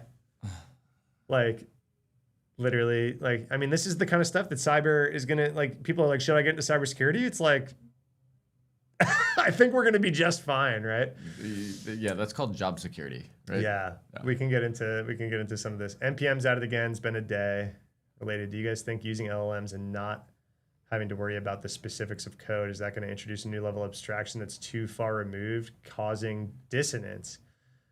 I think there is some of that already happening, right? You guys have heard me use the phrase on stage. This is like one of my new favorite phrases, citizen coder. Have you heard this? Mm-mm. Citizen coder, right? So instead of like, it's kind of a weird term because instead of like, it's basically alluding to engineers being soldiers on the front lines. Okay. And now we have citizen coders. Yeah. Now we have people that aren't in the trenches, shipping, Bill from accounting is shipping code to prod right now. Sure. He's a citizen coder, right? It's kind or Bill's agent from accounting is right. And so now you got citizen coders. So you already have that a little bit, right? The question was like, do you think using LLM and not worrying about the code? Hello, me right here. Like, I've written a lot of code in the last 6 months that I have never looked at. No. Like, I've not looked at a line of it. How's Nick dealing with this? Is Nick like still trying to? So he'll work really closely with the agent, right? So he'll be like, hey, build this thing, and then he'll work with the agent to refine it to make it better. Like, performance. By looking at the code or just prompting the agent? He'll look at the code first and then prompt the agent to do stuff. Okay. I think. Yeah. I haven't gone into super depth with him on this, but like, he'll give me a recount of like, hey, I was working on and hacking on this thing over the weekend, and like, so his question is like, he thinks that you're still gonna need code skills to be able to build great code. Like, I agree. And my question back to him would be like, well, can we trade an agent to basically do agent-to-agent conversation to say, hey, your code's not good enough, look at this in this way. That's the harnesses that we're talking about. It's like multi-agent and like loop on the same problem until one agent says that, you've now achieved your goal. Totally. Right? And to me, what that boils down to is like, if we just have a set of requirements where it's like, you meet this performance standard, you meet this code review standard of security or bugs or fill in the blank. If we just set that up as the harness essentially, right? Then you're like, hey, go to town. Yeah. Do it however you want. It could be the most inefficient code possible as long as it's efficient in these ways that we care about. Yeah. Then I don't care what you write. Yeah, I'd say the answer was different 6 months ago. I'd say Nick included. So if you guys missed who Nick was, Andrew's co-founder and now co-founder of the Angel Fund, who was the actual engineer of Signal Sciences and like still writes code day to day, like really knows a lot about low-level programming. And his LinkedIn is like a good lens for me into like people that actually know how to write low-level codes, like experience with AI, because he's like now getting into it. Yep.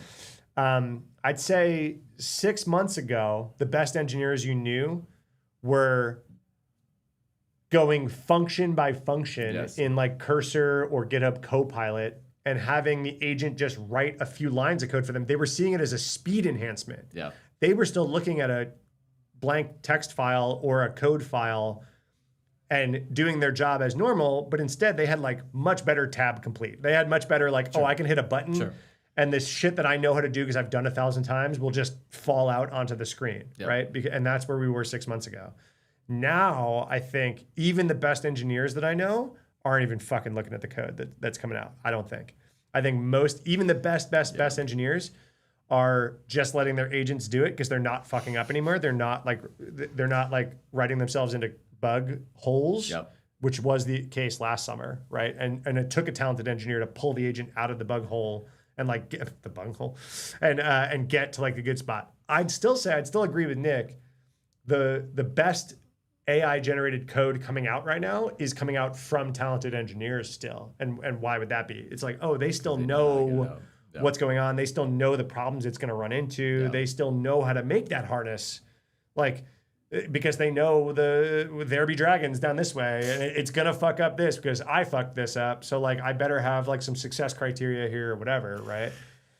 I don't know. Well, one of the things Nick loves to say, and I like adopt it now all the time, is like, hey, this version of AI coding is the worst. It's ever gonna be for the rest of our lives. Yeah. That's and like wild. But to your question was like, well, are we gonna plateau and is it like not really gonna get better? Yes, but when we're all betting on when that curve. But there's these specialization pieces that you can go down, and it could get better in massive ways in certain specializations, and that's code. Like, my sort of question on this stuff is like, well, I don't know, it's another rabbit hole, but like, are we going to see regulation happen on? White House is already coming out and saying who gets to have access to Mythos. They're coming out ahead of Anthropic and saying, no, you can't give this to the next wave of people. Yeah. At the same time saying you're a supply chain risk and and you can't have government contracts, right? Like, fuck, I wish we had like leaders that we could be confident of right now, and that's a whole nother rabbit hole. But I think regulation's an interesting topic. We haven't really seen that in tech a whole lot. I guess there was some in like reverse engineering land, might have had some, not really government regulation, but like I've seen, like IDA Pro, like the reverse engineering tools that could like take a binary and try to extract the code from it. I've seen like Marcus Hutchins, do you know him, malware? He wrote the WannaCry malware, got in trouble with the FBI, and now he's like... I don't know Marcus, but I know of him. Yeah. He just posted that IDA Pro refused to sell him a pro license today because they looked him up. And he used to write malware. And so they were like, hey, sorry, you didn't pass KYC. We can't give you IDA Pro. Are we going to start to see that? Like, are we going to start to see KYC with AI agents? I think the answer is it doesn't matter because I think that the other models are going to get so good that it doesn't matter, right? Like this, like we've already done this. And somebody will choose to give that to. We've already done this debate. Metasploit fucking blew everyone out of the water and made script kiddies like able to hack computers, right? With the latest exploit that comes out, right?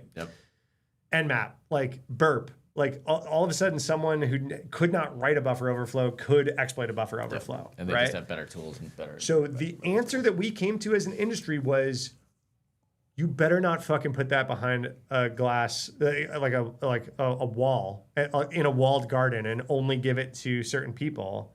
You better not. You better give it to everyone because guess what? The fucking bad guys have it. Like they have it, right? And I think that's the same thing now. Well, is it? Sorry, he didn't write WannaCry. He found it. So yeah, you're right. Sorry. I just knew he was the WannaCry guy.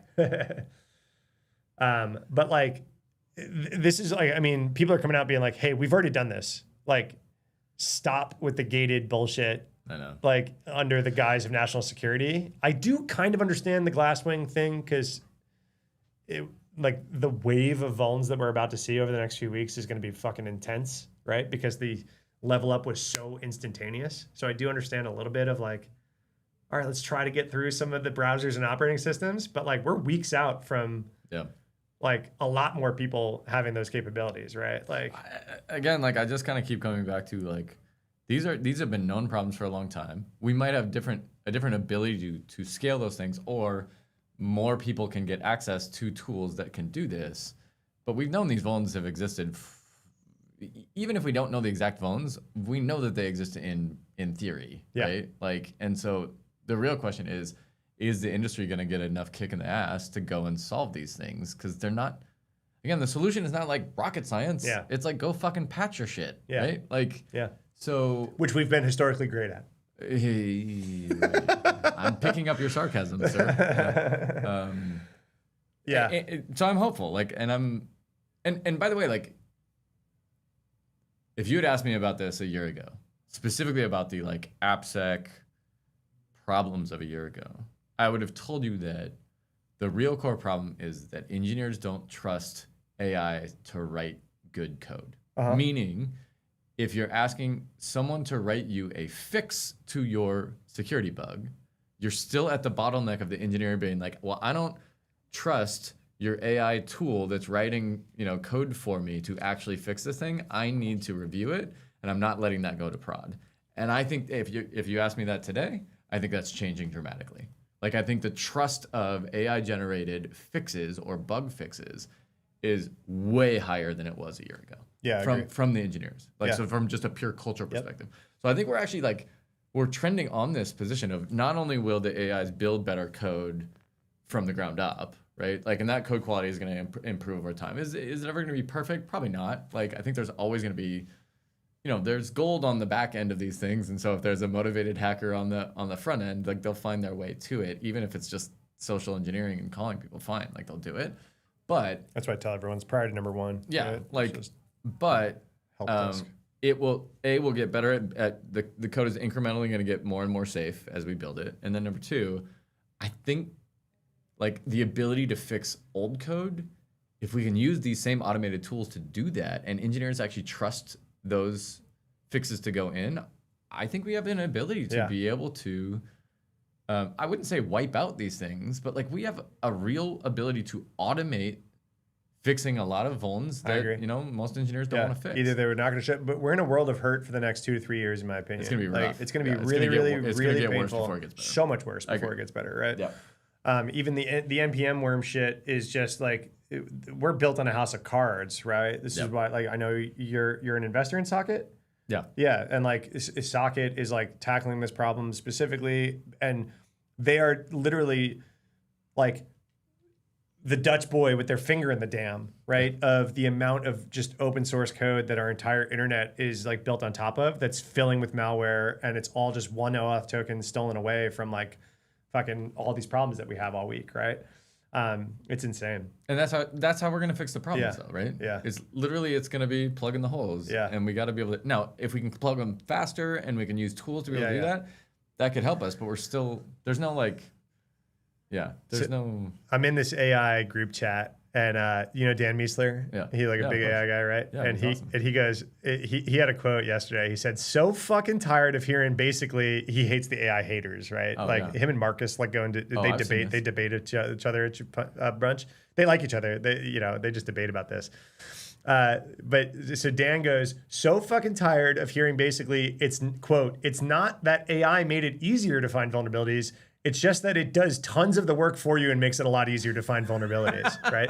Because everyone's like, "Oh, look at all these vulns," but it's not AI. Like AI is not the superpower. But like, wow, look at all this code that we went through in an afternoon that's 20 years old that no one ever found. That like AI let us do this fast. But a person could have done this, but they fucking didn't. But all of a sudden, right? For $25. Yeah. And he goes, the Titanic hit an iceberg and sank. Is No, it didn't hit it. It just grazed it. And then, it's still around and you can still see it on the ocean floor. It's very much still around, right? Yeah. Anyway, super, super funny. And then Pedram, who's sitting right there, was at Capital Factory last night talking because he went to this meetup. It's like a Claude Code meetup here in town. Yeah. He went to it last month and it was like basically sales pitches. And he was like, fuck this, I'm talking next time. I'm going to show everyone everything about how I do it, whatever. All right, we talked about AI forever. I have a question I always like asking you when we see each other a few times a year is what's like you're investing, you're seeing all like you get pitches every week, right? At this point, what's exciting you that's not AI related that you're or is everything is literally are we at 100% pitch rate or I know we're pretty close, but no, we're totally not. But what I will tell you that. The advice I give to founders when they're pitching something that's not AI is that they need to find the AI angle, and not for me. And actually, it's just the opposite. The market is expecting. Well, look, like I've some of the companies we invested in most recently, like we'll go in and they'll give their pitch and it'll be like an AI everything pitch, and I'm like, yeah, but the real market is this other existing market that like you will totally disrupt that part, right? Like where tons of people are spending money on products right now that don't. Like, and they're like, A, yes. B, how did you know that? Like, C, you're weird. Like, because no other investor has asked us VCs about are that like, thanks, piece. the AI thing. Cool. Well, right, because they're all like... not to shit talk other investors, but No, I don't mind talking about that because there's some interesting things I've realized about like what are the dynamics of an investor's job in the space. And like, the short version is of that, you don't know if you're going to be successful as an investor for many, many, many, many years. But people are judging your actions today.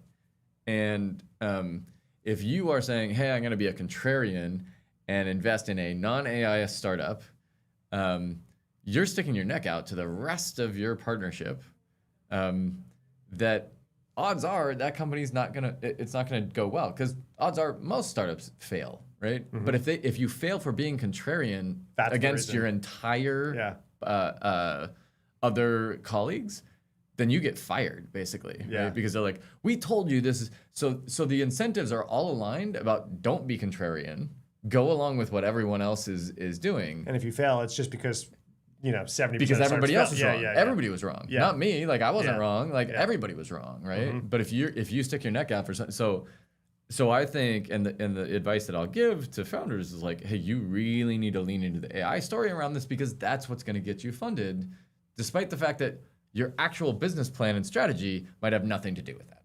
Can you get any example? I don't, even if it's not a public investment, like what are some like areas that people are disrupting right now? And like, they have to have an AI story, but like, just curious, like what's ripe for disruption? I think I see identity stuff popping up a ton right now. I don't know if you're getting a ton of pitches, but I'm seeing a ton of like Okta killer. Oh yeah, we're gonna displace Okta and SailPoint, right? Like, well, yeah, and I think the reason why that's coming up is like, look, their customers are unhappy. well, yeah, that's kind of an obvious one. But like, identity for a long time wasn't security. Like it was kind of its own thing. There's like an identity conference. Like it wasn't really security. I mean, it was more of an IT thing in many ways. Yeah, it still is. Yeah, it still has its own thing. But I would say like, look, Palo bought CyberArk, and like they're here this week. There's like a big and like conference and if you were tracking what Nikesh was saying for the last, Nikesh is the CEO of Palo Alto. Yeah. He was like, identity is not part of our strategy. It's not part of our strategy. He said this for years until it was, and then they spent $20 billion buying CyberArk, right? And so, like, I think you have these people that lead the industry, and right now, Palo, they're very aggressive at getting into new spaces, and if they get into a new space, they're very serious about it. And I think that's what's to me. That was like the bowling pin that starts knocking over others about why is this part of the industry so interesting. You combine that with the fact that like, I mean, Okta's been hacked how many times and like... Or it's just not even Okta getting hacked, the cause of so many hacks, right? Like Reddit had a data breach and Okta was at fault, right? Like, and so like, it's not Okta specifically, but any of the companies that have been around for a long time, guess what? Like you just kind of lose motivation to continue to work on your product. And then they become vulnerable and a new company comes out. I mean, this is like sort of an age-old thing. The big difference is that big companies want to buy technology in that space now. And so I'm going to go get into that because like maybe we get bought, right, by one of these big companies. Where historically Nikesh has been like, no, we're never going to do that, right? Makes sense. And if Nikesh does it, now everybody else wants to do it too because they have to build their practice to be able to be competitive against Palo. Any other spaces outside of identity? Like some fun disruption? we're constantly looking for network stuff. Really? Yeah. And so like the response typically is this, like, my eyes went wide, right? Because it's like So why? Because it's like the $30 billion gorilla in terms of like people spend so much money on it still. And guess what? Who's been the leader there? Palo, right? For how long? So long.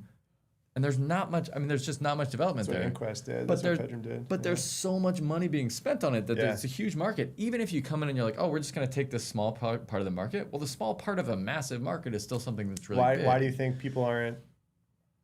Because it's not sexy. Well, why did you? It's a hard problem. Sure, but like your eyes got wide. I guess I'm surprised because I don't talk to many network startups. Yeah. Totally. Network security startups. Well, and so I think in some ways that's also the opportunity. Also, there's not a lot of other people doing it. So, it's one of my weaker one of my weaker verticals because it's a hard problem, right? I was never a network engineer. I never got my CCNA. Never really went down the path. My eyes kind of glaze over when you start talking about like subnetting and like packet inspection and whatever. I got CCNA in high school. Congrats. Yeah. Okay. The IQ flex. No. Not that. I was a nerd for that long. Got it. But like I've been in the SOC at largest financial institutions on the planet. Yep. Network security was kind of like one of the more interesting teams because they were so specialized, right? Mm-hmm. And the stakes are so high. Mm-hmm. Like I could scan a website for vulnerabilities all day and like stakes are pretty low, right? If I pitched that I'm going to, and we did, I was there when we rolled out a new network security tool and we containerized it, and I was part of the cloud and container security architecture and large financial institution, not exactly cloud and container, like bleeding edge. And so it's like a big, like, okay, we're going to deploy this containerized network security thing on like, the edge and like do it, blah, blah, blah, blah, blah, right? And we had this whole story. Stakes are high. If you fuck up the network, the size of France, like for a company, like you're having a real bad day, right? Well, anything that's in critical infrastructure like that, right? Like like in prod, in critical infrastructure, like it's very hard to get into. But the backside of it, the market is so big. If you get it right. Yeah, if you get it right. And by the way, like so many of the startups that are coming out now are like, look, we're not trying to replace your Palo. We're just gonna we're gonna take the output from it and do processing on top of it. SigSci didn't want to replace AWS or Akamai or even Cloudflare or put us behind it. You were like, so a little lore, right? I was starting a security company at the same time that you guys were starting SigSci to solve the same problem. My deployment, because I was a bad engineer, like wasn't an agent-based like thing that could go anywhere. It was you had to point your traffic at my thing. Yeah. So you couldn't use me and Cloudflare. You couldn't use me and Akamai, right? And like that was my downfall, right? So super similarly, if you were going into a crowded network space, it wouldn't be the smartest fucking move in the world to be like, actually, that giant data center rack that you have handling everything, we're going to need you to rip that and put ours in instead. I can imagine being a very difficult conversation. Who's in this space? It's interesting. I know, is Ryan Huber still? I haven't talked to him in a while. Have you do you know his? So Ryan Huber was the old head of security at Slack. He like wrote some cool network security tool. At Slack, and then Slack is one of those cool companies that they'll spin out an employee, invest in them, they'll encourage them to go start their own thing. They'll take a little chunk on the way out, little angel money, whatever. I know his tool is the tool that Rivian uses to deploy updates to Rivians across the fleet. I know that was like his big thing, and I've kind of lost track since then. I don't know if you're in there. Okay. I'm not following. Who else is in this? Is anyone interesting in the space? No, you're constantly looking. No, like if people are doing this stuff, I would love to hear from you if you're thinking about these problems, because you can't find. There's not a lot. There's just not a lot. Yeah. Like, and yet, I think we're getting to a point where like, I think Palo's a little stale. And they've been doing such a good job for so long that I think people are like terrified to go up against them. And I don't think you have to go against them. I think you just find problems that we can use new technologies like AIs to be able to improve our efficacy on solving some of these things. And that might be enough to be able to get your foot in the door to be able to start. And it probably would be an acquisition target for Palo, right? 100%. If someone came and built a better widget of stuff that was underlying tech for them, they would just put it, Fastly with SigSci, right? Just, okay, put this on our edge, right? Yep. It took years. That is but that's the route in most security. Yeah. Like you're not going to go and, hey, we're going to build this look, even Wiz, like they didn't go public. Yeah. They sold. Yeah. And that was like, super fast growing. Yeah, they could have, but like anyway. Yeah. Yeah. Okay. Interesting. I like the browser space right now. I think there's some interesting challengers in the browser security space. I'm obviously passionate about that. I think a lot of security problems that are going to persist post vulnerability. If we're looking at a post vulnerability security industry, I think browser is an interesting space.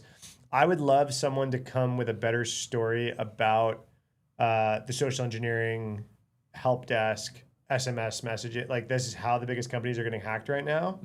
I would love some more help there. I would love to see some more help there. I don't know what it looks like, right? That's a good question. I would love some more help there. I would love, why are, you have this big security stack. A training thing? Is it like a know before? Nope. Thing? We've proven that that's not successful. Doesn't help. We've done it for 20 plus years and people still click links. It's just bad advice, right? You need tech. We've taught developers how to not write vulnerabilities for all that time too. You need guardrails to make it impossible for them to write vulnerabilities. It's the only way you see reduction in vulnerabilities, right? I always say React coming out, Angular and React as JavaScript frameworks coming out did more for web security than any of us ever did. Sure. Yeah. Period. It's a framework Signal Sciences was the best web app security product I ever used. I'm not just gassing you. I was a happy customer. It did a fraction of what React did in terms of eliminating cross-site scripting from the internet, right? It's so much harder to write cross-site scripting in React now. And it's just harder. You have to write The word you have to write as a developer is dangerously set inner HTML. Like you have to write the word I'm doing something dangerous right now in order to do it, right? So by default, it was protected against that. So I'd say like this whole security stack that we have, and I could just call your help desk, pretend to be an employee, and get them to fucking give me your token. I agree. Even though I've got malware inspection, I've got endpoint protection, I've got two-factor, I've got this, I've got that. I call your help desk and get your account. What are we? Well, and so the way I would think about that, and like as Nick and I have looked at some of these things, is like, what's the existing spend that people are spending on to solve that problem? And it sounds silly, right? Because you're like, well, that's a problem, and like if somebody came out with a solution to that problem, like then people would create spend for it. Well, turns out like that's not really how enterprises work. If there's not an existing budget for it, it can like that could be the business challenge, because the business challenge in cyber sometimes is not about solving the cyber problem. It's about getting dollars to pay for the thing. So fun question that got asked at the Black Hat Innovators thing that you were a part of the past 2 years. What? And I'm curious if Aviso has a story here. Something like 50 to 70%. What was the stat of cyber spend goes to services? Yeah, it's 50 at least. Yeah, it's like half, if not over half, of spend in cybersecurity goes to services, and like zero VC goes that direction. Is that where like why do you see that? Is it because of like the growth and scale stories and like all that, or like what like culturally that? Because again, selling into a company like as like a hey, you got to rip and replace that server rack versus hey, I'm gonna like basically staff aug your SOC and like level you up instantly if you write a check, right? Every company I've ever worked at has had cyber services, right, to some degree. Why is there so little investment in that space? It's historically been a bad word, right? Because they're like, well, that doesn't scale, and your margins are low on that, and nobody's buying those companies. And exit is kind of what I assumed. Sort of path to liquidity is a kind of part of it, but I think to me, it's actually a bit naive. Like it's a naive thing, like specifically because I think, and the things that we talk about with the companies that we invest in is like, don't discount using services early on in your journey to be able to provide the solution that the customer is looking to pay you for rather than the product. Like a customer is not coming to buy a product. A customer is coming to buy a solution. And how you deliver that solution, you could do it with people at the beginning until you have like more software to be able to, augment the Please stuff that they're be doing. Transparent about that. I see a lot of people like faking software by No, I think it's actually people. I think it's fair. Well, I mean, to the buyer if they care. Like if you get the outcome that you're looking for from it. I love to use CrowdStrike as an example here, which is like the first like 5 years of CrowdStrike, it was just services. They weren't selling the product that we all now know is like the juggernaut behind the business. So what, they just had a threat hunting army and like they were just collecting endpoint information and finding. And they were using automation behind the scenes to help to make the services better and better over time. And then they basically had to leave behind after they would do their service to be like, well, I'll keep running this thing. It's like marginally good. And then it got better and better and better to the point where like they were like, hey, instead of the service, now you're going to buy the product, and you will also buy services to be able to augment the product. But like that's a spectrum, right? I think there's an interesting conundrum here too, because a lot of people are pitching that their AI agent is like super powered and can replace humans. So like they don't want to also say like these AI SOC. There's like 70 AI SOCs that came out, right? Literally 70, right? And like I think a bunch of them would be smart to basically just be transparent and just say, hey, we are a managed SOC. We are a team of SOC engineers. You're outsourcing your SOC to us. Totally. It's going to be a mix of people and agents. No one's saying that, right? They're like, our agents can do the work of the level 1 triage engineers and like look at our agent fleet and blah, blah, blah, right? And my question would be like, why are they not? Right. Yeah, it's perception or like. And I think it might be more that like that is an uninvestable thing to VC. Yeah. Is like, no, I'm not. That's not what I'm paying for. I'm paying for, I want like fully autonomous. Yeah. Which is for like, the VC, it's just not, honestly, it's one of the things that I think if I were to look back and do stuff differently at 6i, I would have rather have a managed service where we like built kind of a bigger services team there, because we would go and our pitch would be like, hey Matt, we're going to automate 90% of the stuff that you do. And like you really valued that because you're like, oh, awesome. Like I can just do this little thing. And you would say like, I'd wake up every morning, I'd look at like the logs of like what came out of SigSci, and I would like take action on the things I need to take out on, which was like a fraction of what you used to have to do manually yourself. But there are so many companies where they were like, hey, that last 10%, we don't have a mat. Yeah. We don't have a mat here. Yeah. So like, can I pay you guys to be my mat? Well, it's also super and we were interesting. like, no, we're only doing products. Like, we can't do services ever. It's also super interesting that like I see a ton of like the normies that even the normies that buy cybersecurity. A lot of cybersecurity buyers are not like advanced buyers, right? Maybe the majority. I don't know. Is that fair to say? Yes. Are not like advanced buyers, right? So like, for example, you see Mythos comes advanced out. meaning technically proficient. Yeah. And like, and I'm not even like throwing cheap shots at CISOs or anything like that, right? Sure. It just like, I think a lot of the path people to becoming a security person is typically not, I'm going to be a developer and now I'm going to be a security person. There's also like, it's becoming more common that way now, but historically it has not been that route. but there's a huge part of the economy that you're selling into that don't even have a security team. Sure. Right. Yep. So like, so they have to sell. So they're services, like, well, not just services, but like, okay, Mythos comes out and the stock market blips and everyone's selling CrowdStrike, which would be 0% impacted by like a tool that can find better vulnerabilities, right? It's like, what? Like, if anything, CrowdStrike got more important if 0 days are all of a sudden all everywhere, right? Totally. Yep. But the market looks at it and goes, well, I bought CrowdStrike to do my cyber, right? Yep. Like, I think a lot of the market is like, or why do you think Palo is like going broader and broader and broader, right? Their customers are huge, right? Yeah. So a lot of their customers are just like, well, Palo handles a lot of that for us. Yeah. And they do have services arms, right? They've got Unit 42 that'll do incident response for you. And a lot of people are just like, I'm signing this big fat check to you to solve this section of the pie chart of my problems, right? I'd like to buy a dozen cybers from you, please. Yes, like, And so I think there's a huge part of it there, and yes, I mean services is definitely part of that story, right? And that's why services are part of that. Like every one of the big companies that we're talking about, especially the publicly traded ones, has a product and a service. Dude, and a huge part of the revenue is services. Rapid7, CrowdStrike, Palo, right? And it might be last mile stuff. But they're paying for they'll pay as much for the last mile like components as they will for the actual service. Sorry, as they will for the product. Yeah. Because they're like, hey, please just I just need to pay you to solve this problem. Because it will solve. Me. You can use your own product, that's fine, but I do not have the person on staff to like even do this. Because they want to buy a solution, they don't want to buy a product.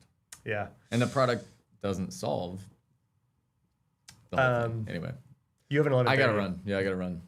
And I gotta use the restroom before we do. I don't know how you did. Did you just have a pee pan or something? No, I'm like red zone here, man. I just like keep going. NFL red zone. I just don't take a catheter. Do you put one in every morning? Are you leaving the building? Yeah. Okay. I think so. Bathroom's just right around this corner. You can't miss it. And then cool. Thank you for having us on.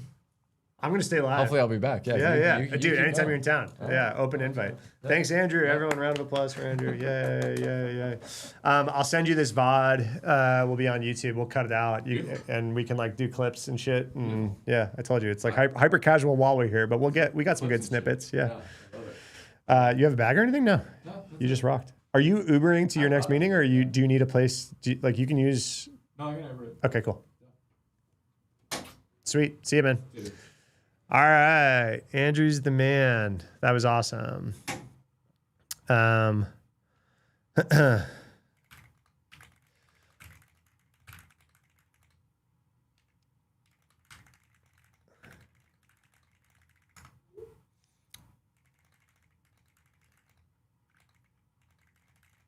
Sorry, guys. I recorded a webinar last week, and they're airing it today. You can find it on Push Security's LinkedIn. It was a really, really good webinar. If you like my YouTube videos, you'll like the webinar because they kind of gave me the mic and just let me rant.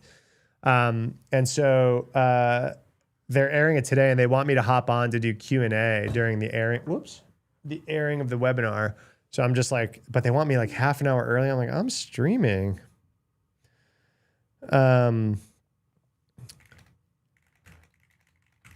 I'm just like, yo, let them know I'm on stream. I'll be there towards the end.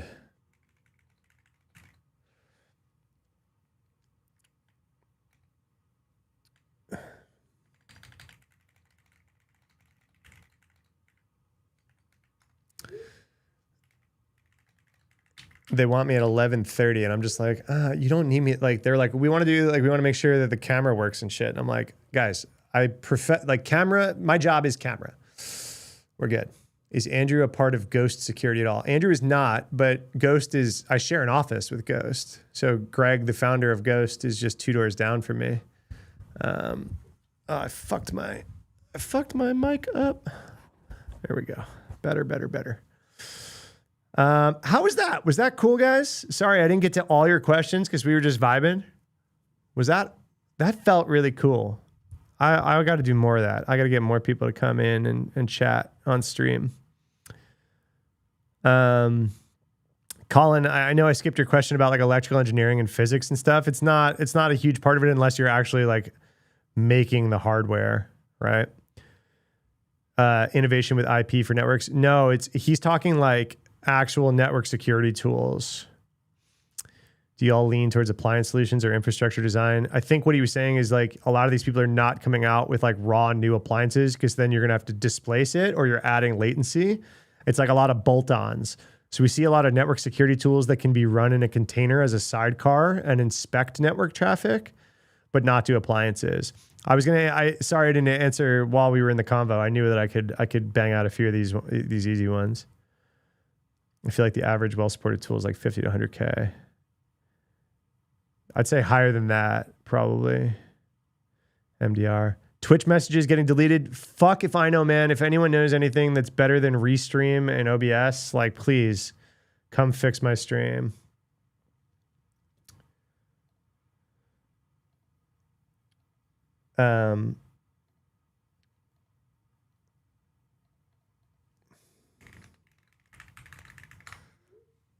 Did you guys see the picture that I put on awesome? That was more. I'm sorry, I'm just scrolling down in chat. More, please. Okay, you guys like that? Okay, cool. So Andrew's a legend. I didn't want to gas him up too much in front of him, but he's like him and Zane Lackey. Zane was like OG appsec guy, super smart, and appsec was super small back then, and I was an appsec. So Zane and I knew each other really well back then. Zane was head of security at Etsy, built one of the best appsec programs ever for fucking Etsy. They had no business being as good of an appsec team as they were, right?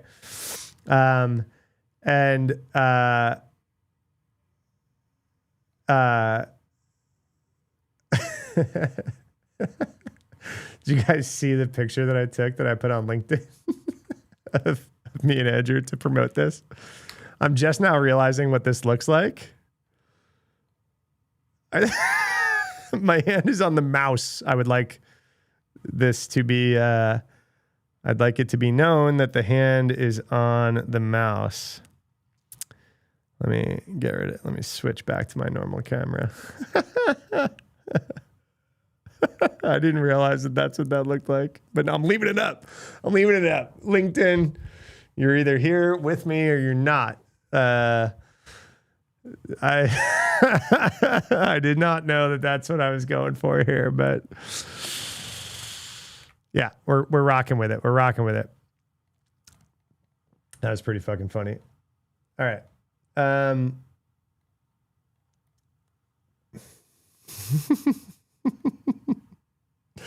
I find it funny. I find it endlessly funny to be myself on LinkedIn because no one's themselves on LinkedIn. Right? Everyone puts on the corporate voice. Everyone like code switches. Right? Right. And I'm like, I'm gonna be myself. The mouse is what your ex used to say. Oh shit. Guys, I mean, we didn't really get to talk about a lot of news, but there was a lot of fucking news. We got a China spy as a mayor.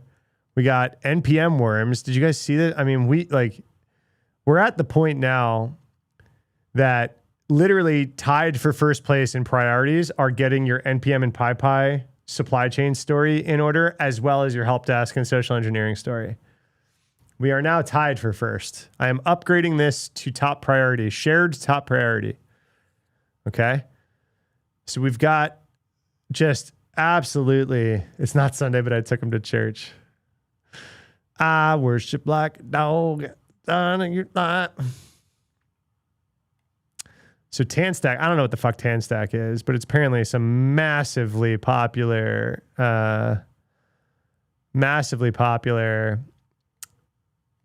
package.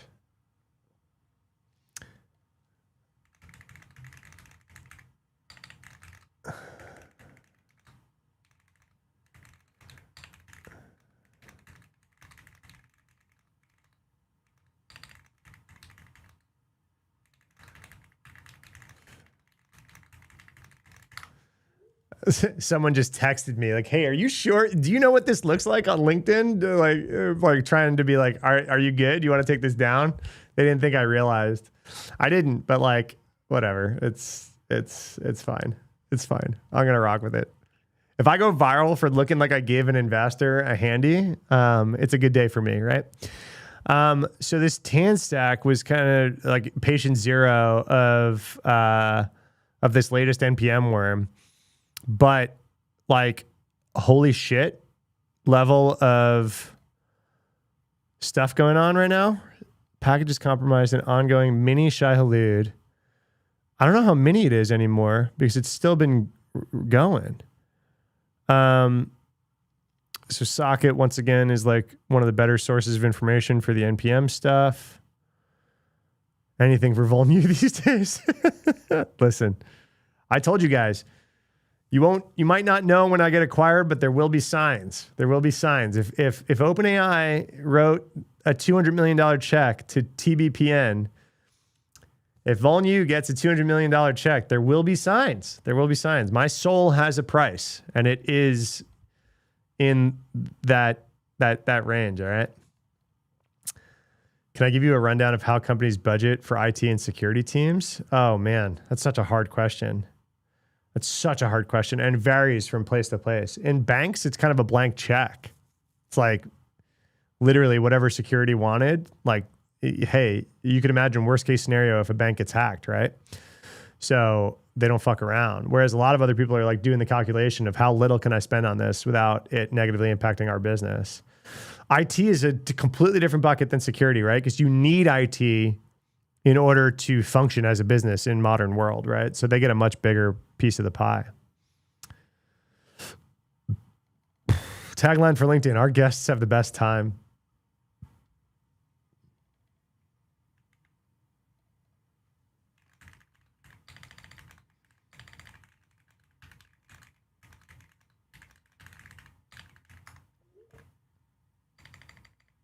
I'm texting my homie who's like warning me about it. I'm like texting them. This is what chat is saying. Our guests have the best time. All right. I'm going to probably make another NPM worm video, I guess. Jesus Christ. I've done like 4 NPM worm videos in the last couple months. This is the latest on Socket. I think Akaido has a good one. Let's see. Bleeping's got a good one. Hundreds of packages across NPM and PyPy. It's not even just NPM. Attacker hijacked the valid OpenID Connect OIDC tokens to publish malicious package versions with verifiable provenance attestation. So basically, they would pass build checks, right? This is Team PCP again. So the threat actors are telegraphing their MO, right? We've got this, we've got Shiny Hunters, we've got Lapsus, Scattered Spider, all these groups, and Team PCP. Team PCP doing NPM PyPy things, the rest of them are doing help desk things, right? They're telegraphing their MO. These are top 2 priorities. The attack started with compromising dozens of TanStack and Mistral AI packages, but quickly extended to other popular projects. Because, if you didn't hear it when I talked about it with Andrew, a lot of these NPM developers are shared, right? Like, these packages share developers. If you're a successful developer, you don't just put out one NPM package, right? You're generally putting out a bunch. So Shai Halud has had multiple iterations, 1, 2, 3. I thought this was 3. Oh, I guess Bitwarden is that one didn't worm as much as this one, right? Exposing hundreds of thousands of developer secrets, official SAP packages. That was a few weeks ago. The latest attack wave occurred yesterday with the threat actor publishing multiple malicious packages in the TanStack namespace. Application security company Step. So Step, Akaido, and Socket are kind of the big ones that follow this. Endor is more of an SCA vendor. Oh, I guess they play in this space. I haven't seen Endor be at like the forefront of this as much. Not saying they're like a bad product, but just like I see more public research coming out of Step, Socket, and Akaido. Attestation issued by NPM signing infrastructure tied to the legitimate TANstack router workflow. What is Akaido saying? We looked at Step. Mini Shai Halud. NPM worm hits 160 packages. How is that mini, right? What was the first Shai Halud? I feel like this is huge. The packages that we're looking at are Squawk has 87 packages, TANstack 83, UiPath. I've seen this one. Affected packages, giant fucking list, hundreds of packages. In the SAP wave, the compromised packages added a pre-install hook that ran a setup JS, then used bun to execute a large obfuscated payload. This wave, slightly different route. It compromised TANstack packages. The package tarball includes a new obfuscated file at the package root, router and init. The compromised package also adds an optional dependency that points to a GitHub hosted thing. So this thing. So they compromised router. So the worm then adds this commit specifically. The Git dependency contains a prepare script, bun run tanscapt runner JS. So this is malware. This is fake JS. This is the trick. NPM runs lifecycle scripts on Git dependencies during installation. So a package that looks like a normal dependency can quietly reach into a GitHub hosted dependency, run its prepare hook, and then execute this payload. Exit 1 at the end is also interesting because the dependency is optional. Failing after the payload runs can make the install look less suspicious. The malicious code has already been executed by the time NPM treats the optional dependency as failed. NPM problem seems built in. This is what I keep saying, man. We're on a house of cards with this open source stack that we're doing, right? And people got mad at me. They're like, oh, way to blame open source. I'm like, I'm not blaming open source. I'm saying we've built our entire fucking internet on a bunch of dependencies we have no control over, right? And then the developers of those dependencies get popped, and then this is where we are. And you did nothing, right? You did nothing to get popped and got popped. Different flavor of the day, 100%. This is the same exact thing. They're just changing the payload delivery mechanism. It's the same fucking thing. Trusted publishing matters. What the payload steals is, GitHub and NPM tokens because it's a worm. GitHub Actions OIDC. This is the same MO as every other wave of this. What changed from the SAP attack that was 2 weeks ago? This wave is broader. SAP was smaller in package count, but high impact because it was enterprise. This is broader routing to full stack React tooling. Compromised package in that part of the dependency tree can land in a lot of places quickly. But then the other part, I'm not seeing it here. They don't talk about the dead man switch here. They don't talk about it in Socket either. But then if we look at low levels tweet, low levels like, nah, I'm just not going to run npm install anymore. Nah, I'm out. Hey, Nord, you still in chat? Nord, probably should just stop using JavaScript. And this is like a big crux of the problem, right? You want to run npm install to fix CVEs that wind up being in your packages. But if you do it too fast, you're potentially pulling malware from shit before it gets caught, right? Russian roulette. Let's effing go. So easy way to protect yourself is to set minimum release age. So this is kind of the answer, right? So if you got to patch vulnerabilities but not catch malware, you got to set a release age. You don't want to ignore vulnerabilities for too long because you have vulns. So what's the perfect balance? And I hear like 7 days, right? I don't know. Is this 7 days? No, I don't know what this is. I don't know what timestamp this is. They're saying 2 days. So this person's saying 2 days. I think Socket says 7. You're going to move the dial on how fast you want to pick this up. I think we are getting better. I think it's safer to move faster nowadays than it was a year ago because we're getting better at catching it. There's more people looking for malware in NPM and PyPy than there was a year ago, right? Socket is better. Akaido is better. NPM and GitHub themselves are getting better at taking the shit down faster. So I'd venture to say 2 days is getting pretty safe, right?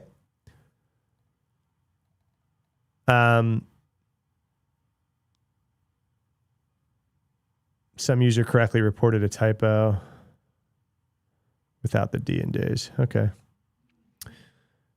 Good suggestion here. But then, yeah, did you see this? Please be careful when revoking tokens. So if you got infected, what would happen, right? This attacker would steal your GitHub token and then use it for stuff, right? What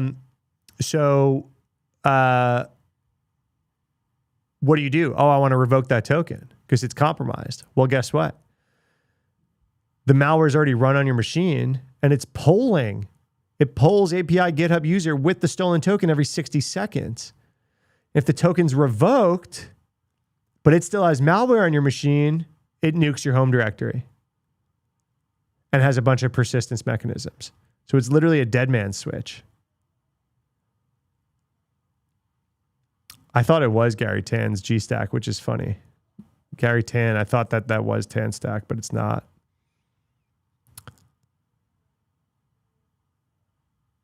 This is insane. I was like, whoa, hacker wipes your data if you revoke their access that they just got. This is nuts. People are like, yo, downloading packages in 2026, Minesweeper. So true. Guys, this is nuts, right? I had a bunch of news that I talked about over the last day or two. Oh yeah, I want to make a whole YouTube video about this. I don't even think I have time to dive into this today before that webinar I got to hop off to. So maybe we do this tomorrow. Google Threat Intel basically put out how adversaries are using AI, right?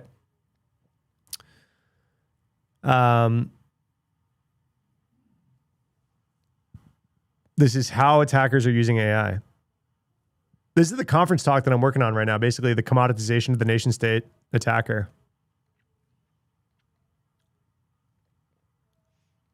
And this is what they're talking about.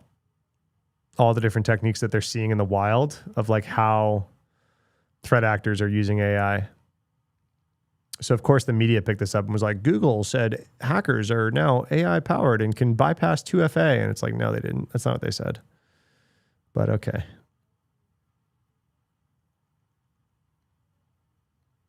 I do want to hear about the long form video you just posted, but I can wait till tomorrow. No, we can chat about it. I have a few, unless they're yelling at me that I'm not going to come to that webinar early. And I was like, guys, if I'm just going to watch my own webinar, what just fucking happened? No. Hold on. Show me. I have a different Google account for a bunch of different things so that I don't centralize my risk. I was like, oh, let me just make sure that I don't fuck something up. Group chat, Vol new Discord. I know. I got to get that going. I'm going to hit you guys up. I know I've seen you guys DM me. I'm going to hit you guys up and get you to help me. Fuck, I did the wrong one. How did I? Yeah, there we go.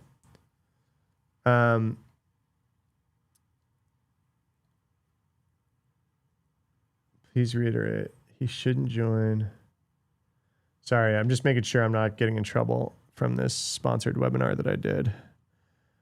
Because I already did the webinar. I was just going to like answer questions. He shouldn't join the stage until the pre-recorded video has stopped playing. As you join the room, you should see this screen. Then as the video ends, Mark will join the stage. Then he should join too. Okay. Don't come barging in the webinar and put myself on stage. Got it. All right. Yeah, let's talk. You guys want to talk about the long form video that I did? So obviously I think there's some tightening up that we could do, right? I don't think we like 10 out of 10 nailed it. I didn't have my teleprompter yet, so I was looking off to the side a whole bunch, right? For the better part of the last. But I think it was pretty good. The music, some people said the music was too loud, like the background music. That was like the first time we did background music. I got some more comments. Yeah, see, please don't have background music, right? 30 FPS camera drives me crazy. My camera's not 30 FPS. Maybe the interviews were. My camera shouldn't be 30 FPS. Nord, are you still here? Whoops. I don't know if Nord is still here, but my camera shouldn't be 30 FPS. Why the fuck are we reading? Why are we reading YouTube comments? Never read the fucking YouTube comments. My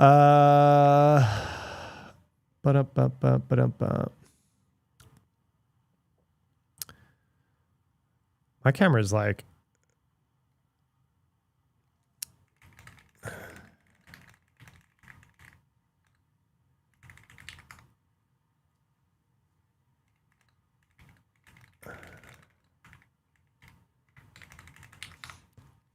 Colin, what do you want to talk about this video? Are you invited to what? The webinar? Yeah, please go fucking watch the webinar. The webinar starts in like half an hour. So I'll probably get off stream right around then.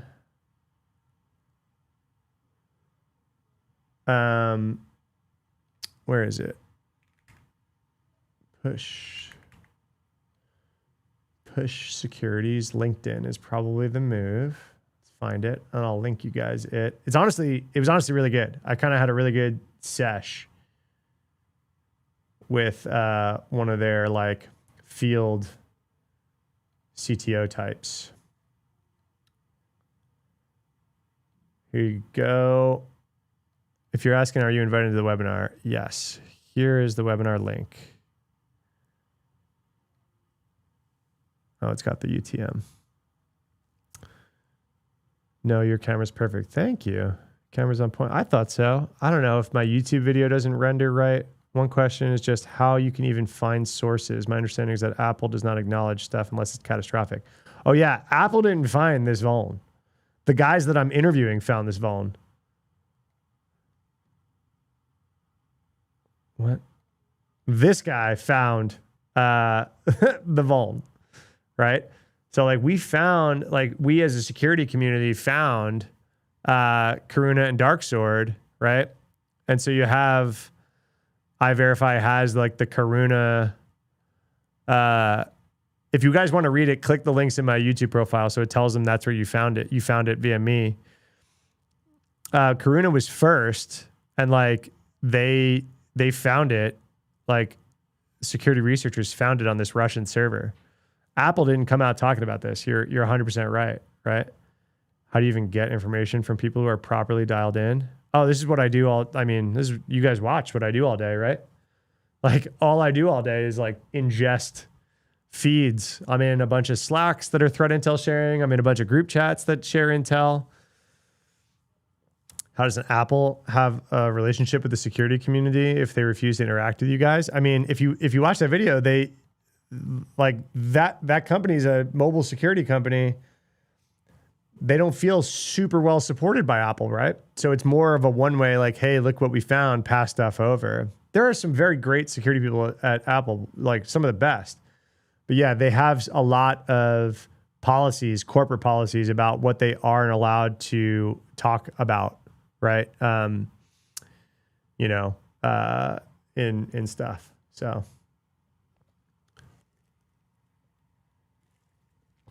you watched it yesterday? Cool. Thank you. Yeah, very different and new style for us on the channel, right? I told you guys that was coming. We've been working on that shit for months. iVerify bought that sponsorship in August. And we were trying to do one topic, and then Karuna came out, and they found Karuna, and they were like, no, this has got to be the topic. And then Darksword came out, and they were like, oh, we got to mention Darksword. And then Mythos came out. They're like, oh, we got to mention Mythos.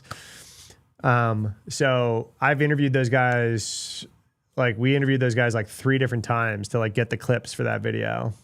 So they got a deal of a century because they bought like a very normal sponsorship and they got one of the most like effort that we put into anything. They got for about a third the price that I would probably charge someone to do that again, but it's all good. It's all good.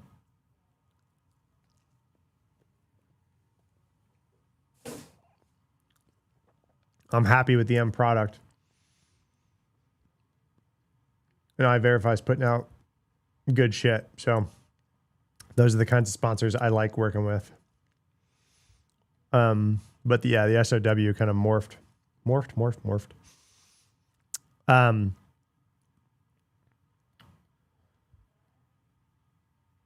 Yeah, so we'll end stream in 20 minutes so that you guys can hop over to that webinar. I dropped the link in chat so we can register. How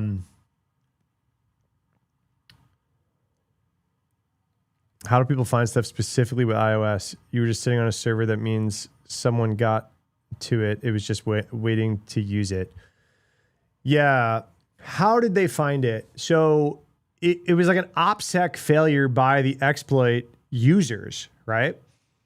So like Karuna specifically was developed by the United States government or a contractor of the United States government, Trenchant.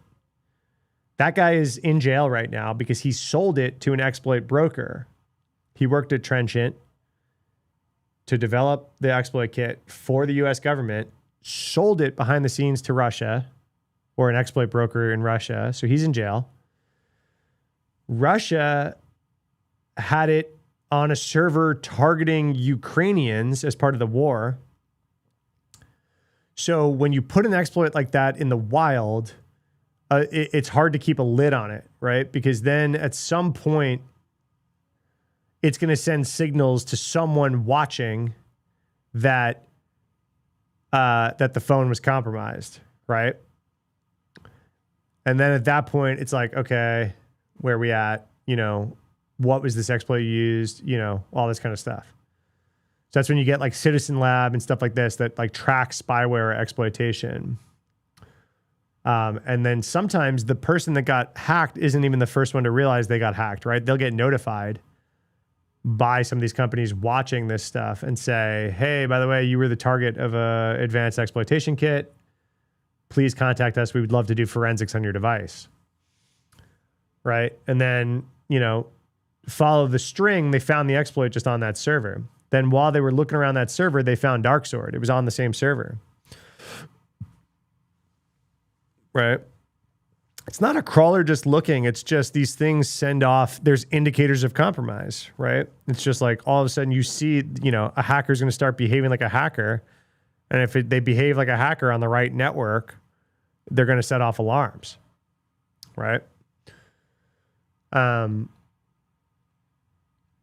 then at that point, it's like, okay, we found an exploit being used in the wild. We have evidence of it, whatever. And then it was an OPSEC failure on the exploit user side to just leave this exploit on this web server. So then researchers could go, I mean, you can go find the source code of Karuna and Darksword on the internet yourself. Because people besides iVerify and Google, they didn't publish the source code because they're responsible security researchers, right? Who don't want to help people write exploit kits. So they didn't publish the source code. They gave us as much information about the behavior as they could without teaching us how to fucking hack iPhones themselves. But the code's out there, man. It was out on the internet. So of course, people that are not corporate security companies found it and just they were like, oh, look at this exploit code I found. And they put it out, right? Where can someone practice those iOS skills? iOS is like a really, really hard niche to get in because it's kind of a walled garden. You know, iOS security is really, really hard. It's why these exploit kits sell for $40 million. Super hard to like you're talking dozens of people on the planet that can write iOS exploits, find and write iOS exploits. Dozens of people on the planet. Not discouraging you, please, by all means, go.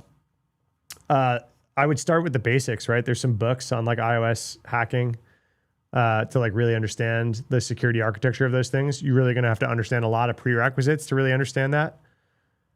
They do a lot of stuff with hardware. Like the secure enclave stuff that they're doing is insane. The private cloud computing, their stuff that they're doing is insane.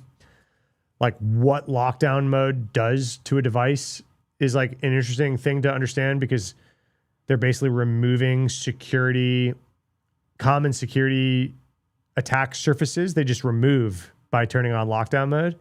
So if you understand those things, you know, that's a good place to research. Brandon, what's up? What'd you miss? I had a special guest in the studio for the first couple hours here. My buddy Andrew, who's a security founder and now an investor. We had a really good chat. I'd highly recommend watching the VOD. I think we had a really good conversation. You just have one thing to say. Fucking Canvas. Dude, they paid the ransom. They paid it. Beyond me that they don't just air gap stuff like that, or if it's peer-to-peer. Yeah, so most of the time these iOS exploits are used targeted, very targeted. They have like a payload mechanism and a targeting mechanism. Sometimes it's an iOS 0-day, so they just send a text message to their target and it hacks their phone. This time it was via Safari, and JavaScript was one of the main ways that this exploit kit got initial access. So they just put these things on websites and let people stumble across them. Not the common way that that's why this is such a big story. It's like, holy shit. Someone just put a $40 million exploit kit just on a website for anyone to stumble across. You know what I mean? It's like, not it. That's not it.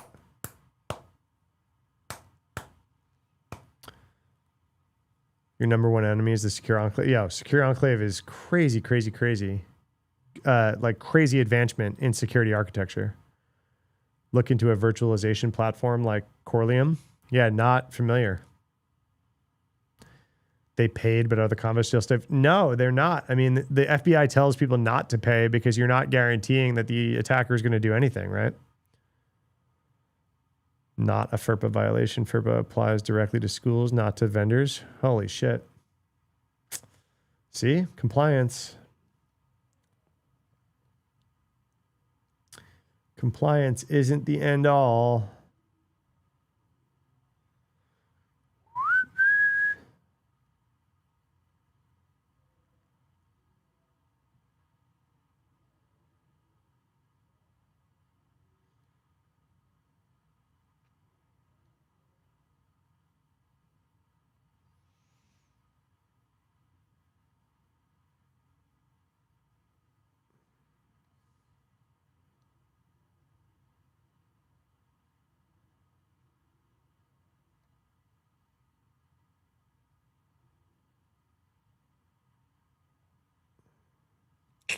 Man, I don't know if you guys have been following the Black Hills infosec drama. John Strand released a statement today, and he kind of just doesn't even address the elephant in the room. He's just like, hey, this is our maternity leave policy.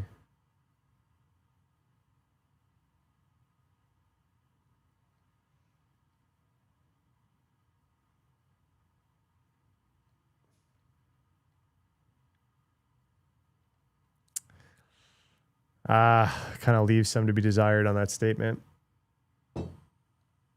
What happened over at Black Hills? I don't want to like feed into to it too much, because like obviously we don't know too much about like what's going on, but one of their employees is like being pretty publicly critical. Oh my God.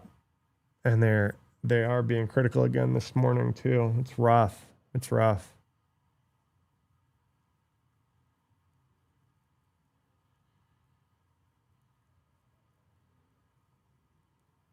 Oof, oof, oof, oof. You have a question you can pass on. When's he coming to Virginia? Yeah, I'll ask. He travels a fair bit. He's here because one of our mutual friends is a founder of a company that he's invested in, is having like a board meeting. I was supposed to go to dinner with all of them tonight, but I'm busy. Black Hills, what's the tea? So one of their employees went on maternity leave, came back and tweeted, after not receiving a raise in the 4 years that I've worked for Black Hills, which is crazy in its own right? To work somewhere 4 years and not get a bump. They've now decided to reduce my pay by $40K after coming back from maternity leave. And they're moving my role to solely pen testing. So I'm looking for a new position immediately. So this went viral, right? Just to make a few things clear here, my role was changed immediately after returning from leave. They didn't mention a pay decrease at the time. I've been back at work for 6 months without issue, and they told me yesterday they were decreasing my pay to match my new role. Pretty fucked up, right? Like, from this thing, sounds like it's pretty fucked up.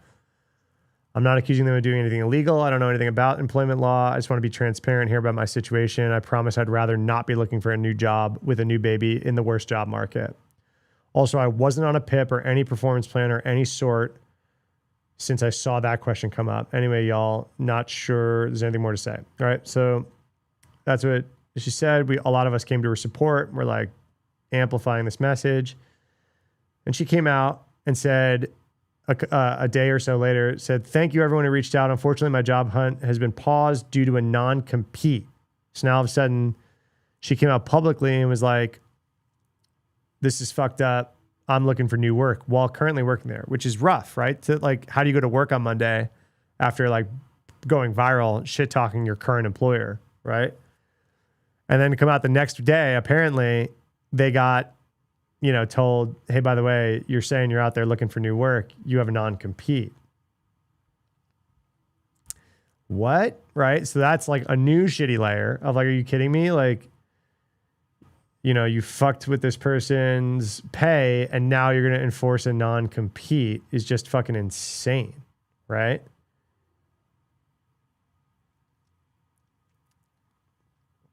So then Black Hills comes out today and kind of like just vague posts, right?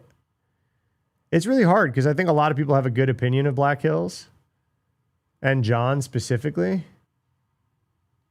And they come out today and just kind of say they don't address the claims at all. Their website is so slow. I think it's catching a lot of attention. So I can't even load this statement right now because, oh no, I still had it up. I don't need to load it. They come out and they just say, I don't even want to put it on screen because I don't, whatever. They just come out and say, do we have a non-compete? FAQ. They basically put a new like core page on their site called Black Hills Employment FAQs. Hey, we've gotten some questions around human resources and maternity leave policies. So this is so FAQ, does Black Hills have a restrictive non-compete policy that prevents people from working at other companies? The short answer is no. The restrictive future employment clause was removed in January of 2024. The longer answer requires a little bit of history and context. When Black Hills started, we worked with attorneys to create our early legal and HR documentation. At that time, many of the arrangements used very standard template legal language that was extremely common to the era. However, there was also a clause stating that an employee could not work in computer security or related field tied to their roles for 1 year after leaving the company, which is fucking insane, right? Like, you can't work in computer security for a year. You better pay me for that year. I've worked at companies that say that. Like, all the big financials have garden leave for their senior employees, but they pay you. So you go and you sit on a beach for a year and they pay you your full salary until you're allowed to go work at a new job. Although it was a standard clause, it should not have been there, and that's on me. In 2023, December 23, when reviewing, we came across the clause, we removed it. But the person in question has worked there for 4 years, so they probably had this, right? So we have never prevented an employee from finding different employment, not once. We never told a former employee they could not work in computer security. In fact, if you look across the industry, there are many of my former employees working successfully in security. Okay, so they're basically saying this was on paper, we never enforced it, right? Okay. What's our maternity, paternity leave policy? For full-time employees, we offer 5 weeks paid leave plus 3 additional weeks of paid medical leave, which have to be taken within 1 year. This is very below what the industry is doing nowadays. I know Black Hills, you're a small, like I understand these kinds of policies are really hard for small companies, but just like that's below industry standard. I got as a dude who didn't give birth when my daughter was born, I got 4 months, right? I got 16 weeks paid leave that I could take within the first year. And I see that's probably kind of the new bar, right? I see a lot of people doing that. That said, one thing important to understand is that we recognize different life situations do not fit in a policy. Complications happen. Every family situation is different. There can be medical concerns, whatever. At the end of the day, we try to approach these situations like human beings first. No one has been punished for taking leave. So they're just saying, hey, I know you came back from leave and then got demoted. That's not happening. Why aren't you responding to all the allegations against them on social media? It's important to remember that social media is generally a terrible place to have complex, nuanced conversation. I agree. We simply do not believe that social media is the appropriate venue for these. The second is employee confidentiality. There are many situations where accusations of claims can be made publicly, but responding fully would require discussing private employee information, performance data, HR discussions, or other details. So they're basically implying that there's some performance implications, right? Which is what is the problem. Quite frankly, I cannot and will not take internal employee information and post it online. Understood. This is a bad situation to be in. But the, She Networks comes out and says, hey, does it make any sense to give a poor performing employee more customer contacts, more pen tests, more opportunities to make mistakes? No, it doesn't. My performance was not an issue. Any suggestion of that is completely false. I really want to move on at this point and find other employment so I can support my family, but I also cannot let this fabricated narrative of poor performance to run wild. This is rough. And it's hard that this is like in a public stage here, right?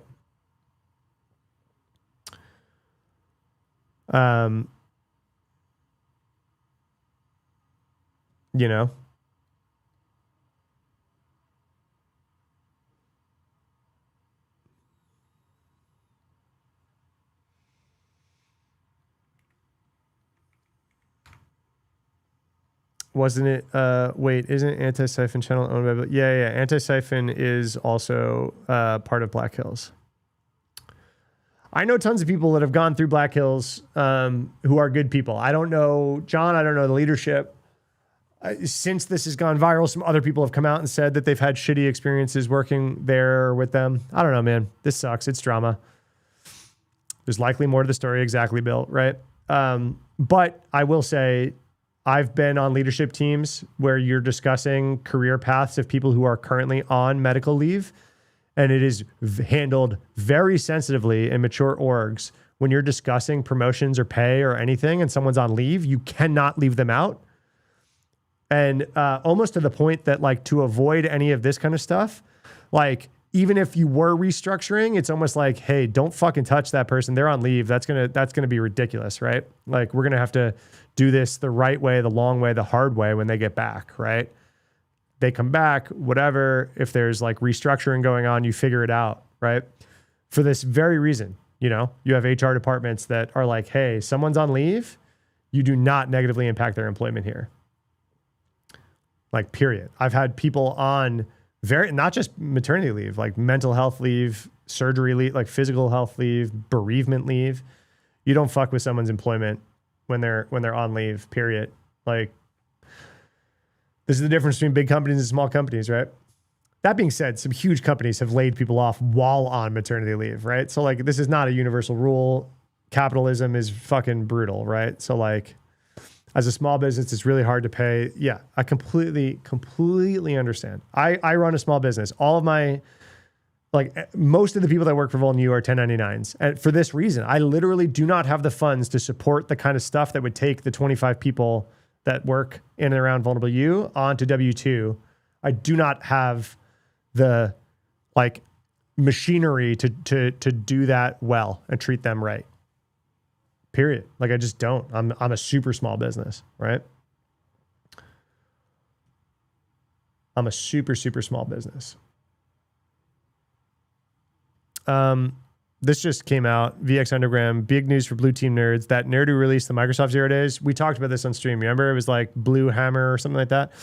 Has created 2 new repos on GitHub with spooky sounding names, indicating so he hasn't written them about them yet. So Red Sun and Blue Hammer we talked about.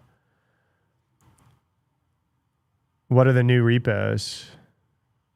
Nightmare Eclipse, Green Plasma, and Yellow Key. So these are probably new 0 days. Arbitrary selection creation, elevation of privileges vulnerability. Which one did I just click? Green Plasma. So now I'm clicking Yellow Key. BitLocker bypass vulnerability. So yeah, the code isn't there yet, but the readmes are. Bro wants to see the world blind. Yeah, he is not. He's fucked. He's like not doing responsible disclosure anymore, right? Yes, like we haven't done anything with their job since they've been gone. Wait. It's really hard to pay weeks and weeks of salary without any production, and then to think they should come back as if we hadn't all picked up the slack. BS. Like we haven't. Jay, I'm not sure I'm following. We haven't done anything with their jobs since they've been gone. I'd like to work for you as a 1099. You don't need the benefits. Yeah, I need more and more. I got to make more money. Tell me how you're going to make me more money. Brandon, do you want to do any of those? What's the CMMC? I'm getting questions about CMMC. You want to go do CMMC readiness audits for me? I'm getting questions about that and I don't want to do it. My boss came back from medical leave to have then been put in a shitty smaller role and then sued for constructive dismissal. Yeah, I mean, the hard part is sometimes people go on leave and like nothing to do with that. There are some stuff that happens at the job, right? It's like super like, then it's like, what the fuck do you do, right? And then they have a lawsuit, right? And to be clear, HR's job is to protect the company, not protect the employee, right? HR as a department is trying to avoid employment lawsuits, period. Like, that's it.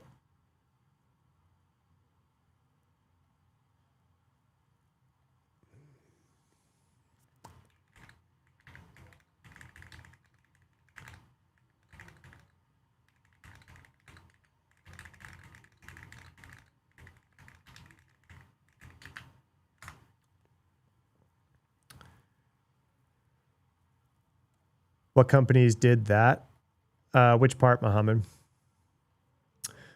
Oh, if you guys want to switch out, I think the webinar is starting. If we want to go switch out over there, and then I can go live again tomorrow.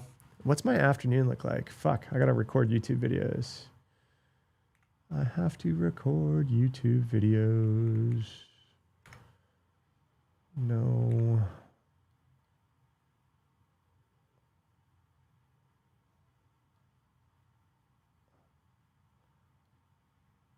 What is my afternoon look like? Holy shit. Oh my God. My afternoon sucks. Okay. All right. Well, webinar starts right now. I dropped the link in chat. You want me to drop it one more time? We're going to hop over there because I'm going to hop over and do Q&A afterwards over there. Oh, God, fucking OBS. If there's a way for OBS to piss me off, it does. It doesn't let me Command V into chat. I have to right click and paste. Look, that job still had to get done while the other person was out. When you come back, you're behind the ball, and that person has been doing the job. What happens to them? Matt, you're right. It's hard. It's hard, but like you get to a certain size of a company, and that's part of it, man. You have to be able to pay these people. Like you're offering someone a job, you're taking responsibility of their livelihood, not just their output. You know what I mean? Like you go to Europe, like people take a fucking year off and you're legally required to hold their job. Like, yeah, like the ball's got to get picked up, but like you're agreeing to take care of this person's livelihood.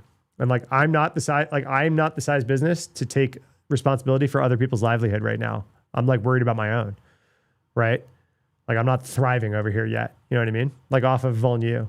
Like I had a nest egg from previous life that I'm still working off of, right? So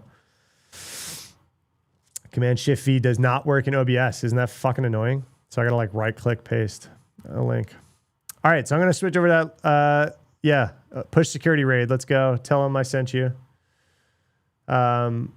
Push, honestly, really cool vendor. I'm like stoked that they continue to sponsor the channel. They're like, I brought up to Andrew that I'm excited about browser stuff and disruption. Push is like one of those companies that just does shit the way that security should be done in the browser. They're not currently paying me to say that. But we talk a lot about just like where the industry is going. It was a really, really good session. So, all right, I'll be over there and I'll do Q&A at the end over there. I'll see you guys over there / tomorrow morning.